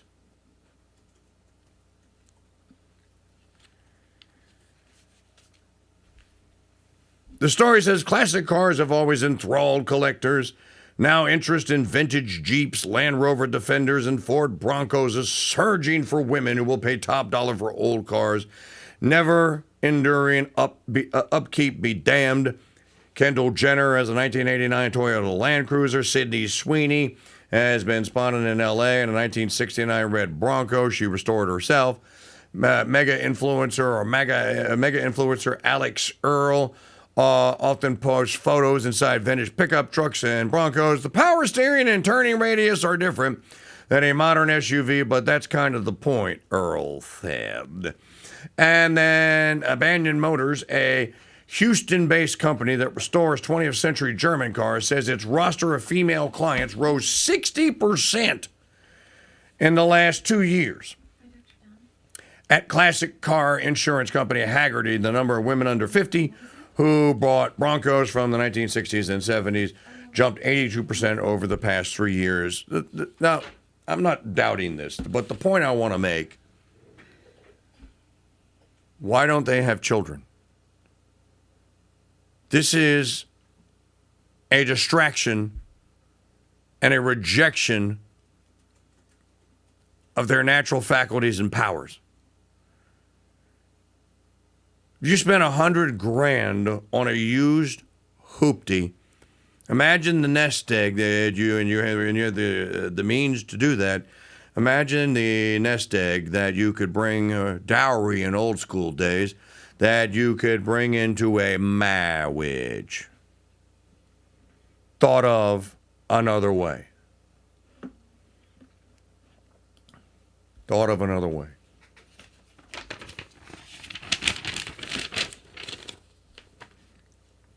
But there is the story. You got a first opinion now from the SCOTUS? Watson versus RNC, the mail-in ballot case. Court holds that nothing in the federal election day statutes requires ballots to be received by election day in order to be counted. Well, that's not a good one. Nope. So that is a victory for whatever state that was. Watson. I just sent it to you.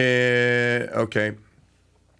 Supreme Court just ruled 5-4 that Mississippi can keep counting absentee ballots that are mailed by Election Day but arrive a few days later. This is fraud just begging to happen. Yep. The majority, written by the notorious ACB, reasoned that the term election in the statutes refers to voters' act of choosing candidates, not the receipt of ballots by officials, as confirmed by historical meaning. Related federal laws like UOCAVA and constitutional structure that separates voting day from ballot processing. The court reversed the Fifth Circuit, emphasizing that states retain authority over ballot receipt deadlines while Congress sets a uniform voting day, and that policy concerns about election integrity should be addressed by legislatures rather than courts. Well, I don't disagree with that. So then what they're saying is that Mississippi then needs to amend its law so that it says that, no, you got to have it received by Election Day. That's what I think that's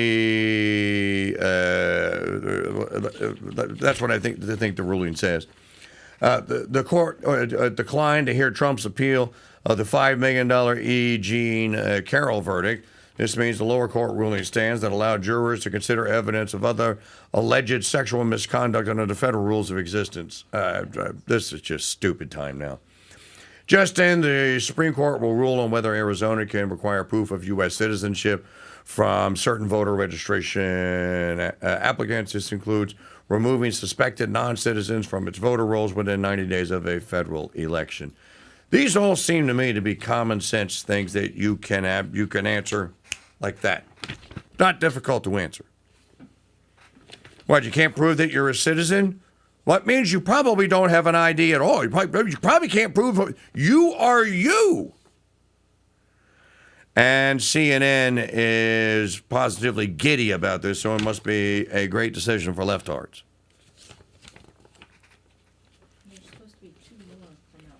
We'll stick around for a minute or two because there's supposed to be 2 more coming out.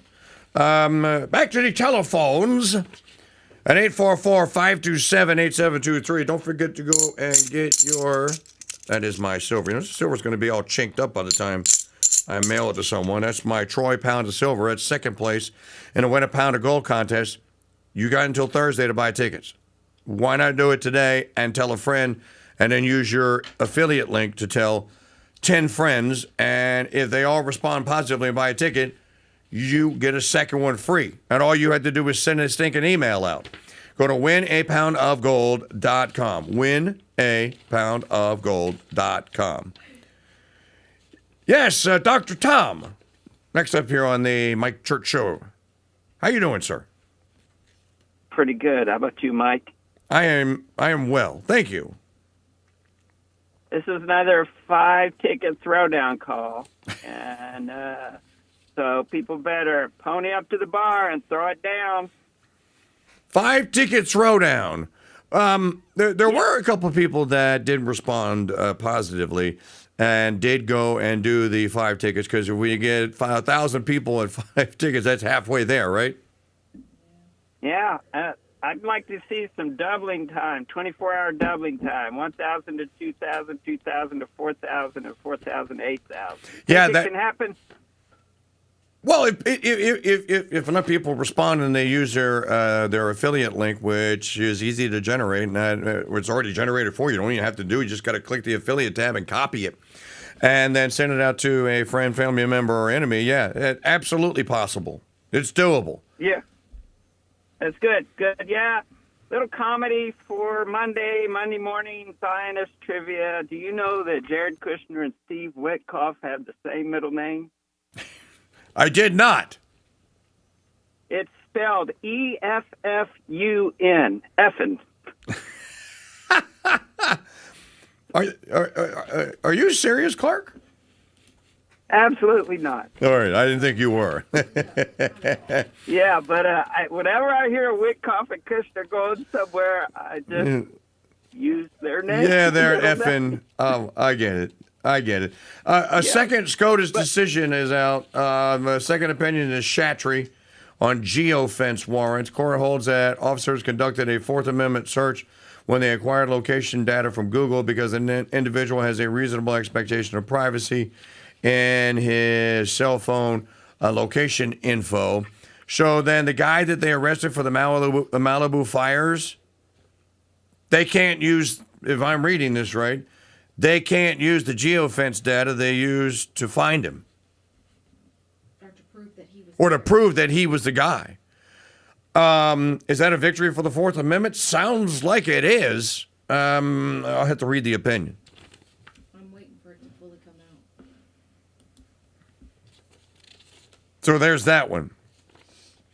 Can I make one more comment? Yeah, go ahead. Chesterton? Yep.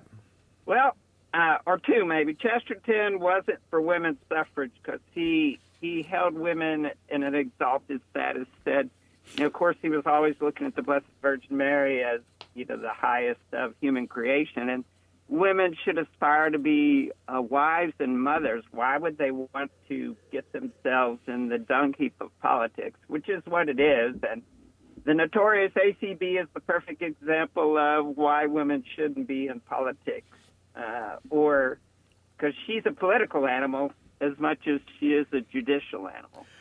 And the fact that she wrote this majority opinion. Now, I haven't read the opinion. So if the court is just saying that you're going to defer, that they're just not going to interfere and they're going to defer to a state law that is constitutional, okay. If writing a permission slip for ballots to arrive a month after an election has been held because the state says that we can hold the date open, well, I just think that's the stupid season. And how can you sue over something that's just on its surface is just so wrong? And again, I hate to use the word, but so stupid. What's even the point of fighting it at that time? Yeah. And then I wanted to say that I did email you a suggestion for a guest by the name of Paul List, and he's a self-taught philosopher. He reads Aristotle and Aquinas. He wrote a book called Mount Doom. I'm looking at it. It's right there on the counter. Mount Doom, Paul List, and Ali Ghaffari. Yeah, and he was on, surprise, he was on Mike Adams and Natural News talking about it. He basically saying, because, Tolkien actually was asked to be part of the code-breaking program, and he was with Alan Turing a little bit, and then punched out as quick as possible. And that all-seeing eye, the eye of Sauron, is the AI. And I just want to make one point about Peter Thiel. I believe his grandfather was a Nazi scientist. So Peter Thiel and Palantir. There's a reason why it's called Palantir. So, and we all know that. Interesting. All right, Dr. Tom, thank you very much, and appreciate your support of the winapoundofgold.com contest, too.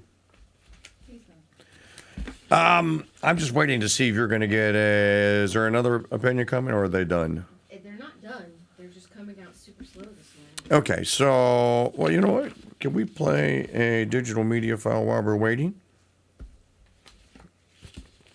Because if the Barbara decision comes out, I want to be on to talk about it.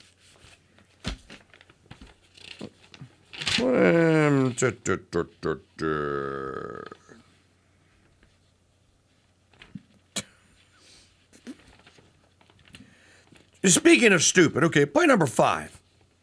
It doesn't matter which one it is. They're all stupid. Number 5 seems to just be incredibly stupid. That this Chevalier woman is Daria Liza Avila. That's not the one. Play the one that you think is the best, because I didn't hear them. I mean, number 4 and number 3 looks stupid. They're all stupid. It just depends on what level of stupidity you want. We have delivered 165,000 potholes being paved. Yeah.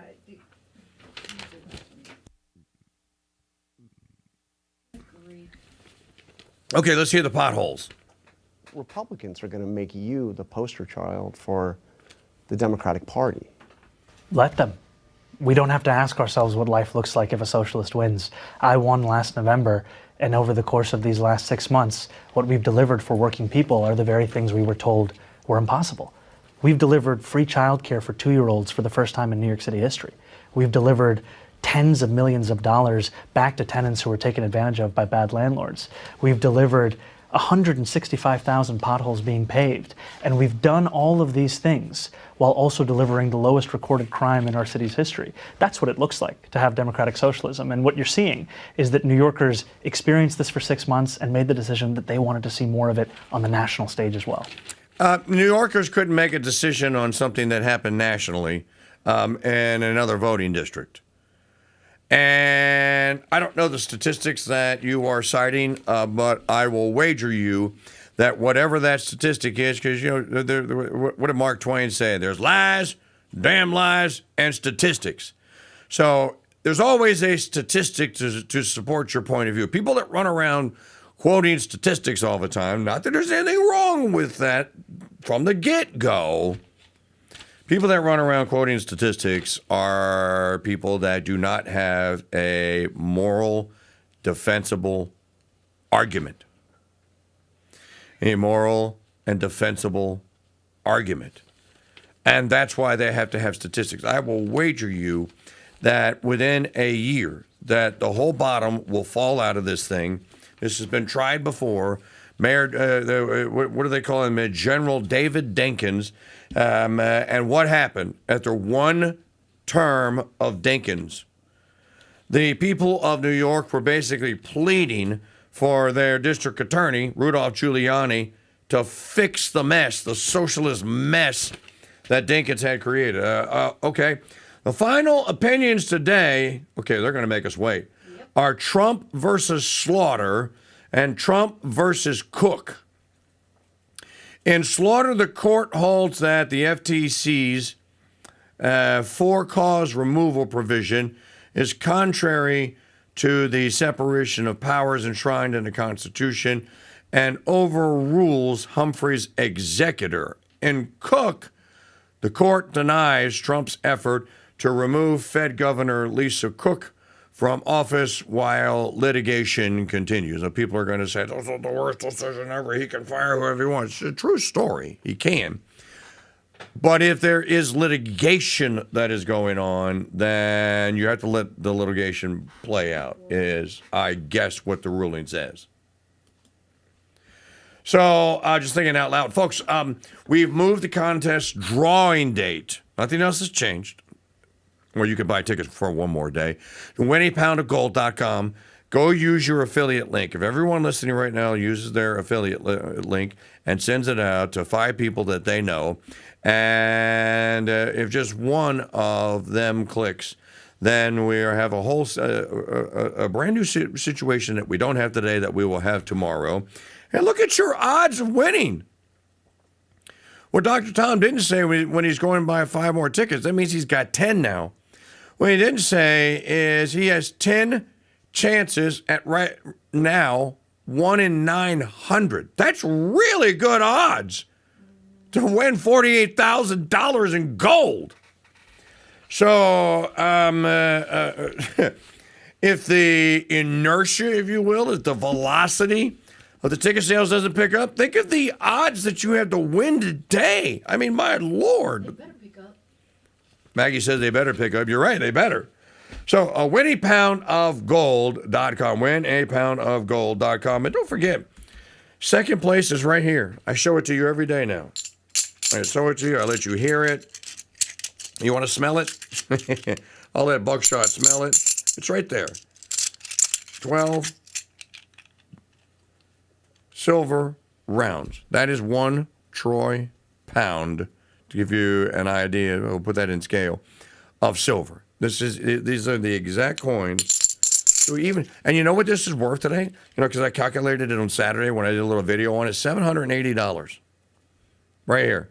Yours for coming in second. For me pulling that ticket or whoever pulling that ticket that determines who's in second. And the third is, of course, the bourbon, the rare bourbon and mixer basket. Fourth is a $500 gift certificate to Ammunition Depot that you can use. And fifth is whatever Census Vidalian Press is going to donate to and determine how many fifth place winners. You're all winners, though, because you're supporting independent broadcasting right here on the Ethics and Broadcasting Network and through the Crusade Radio Guild and the Mike Church Show, which does not exist without very aggressive fundraising every year. And then continuing to work to grow the membership bases. You know, you can become a subscriber today. You could do that too. MikeChurch.com/join to join us as a subscriber. This free daily preview is going to end, by the way, on Friday.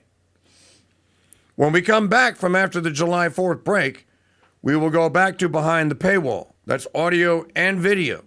If you're not a member, you're not going to get this show other than a brief preview that we broadcast every day. So those of you that have gotten used to watching it, you need to go and become a Dude Nation Metal member today. Also at MikeChurch.com/join. That's /join. Have a safe and blessed remainder of this wonderful feast day of Saints Peter and St. Paul. Tomorrow is again the martyrdom of St. Peter and St. Paul. And you can listen to Sister Maria Filomena's take on St. Peter today at crusadechannel.com/saint. in the Saint of the Day reading. If news breaks out today, we will break in.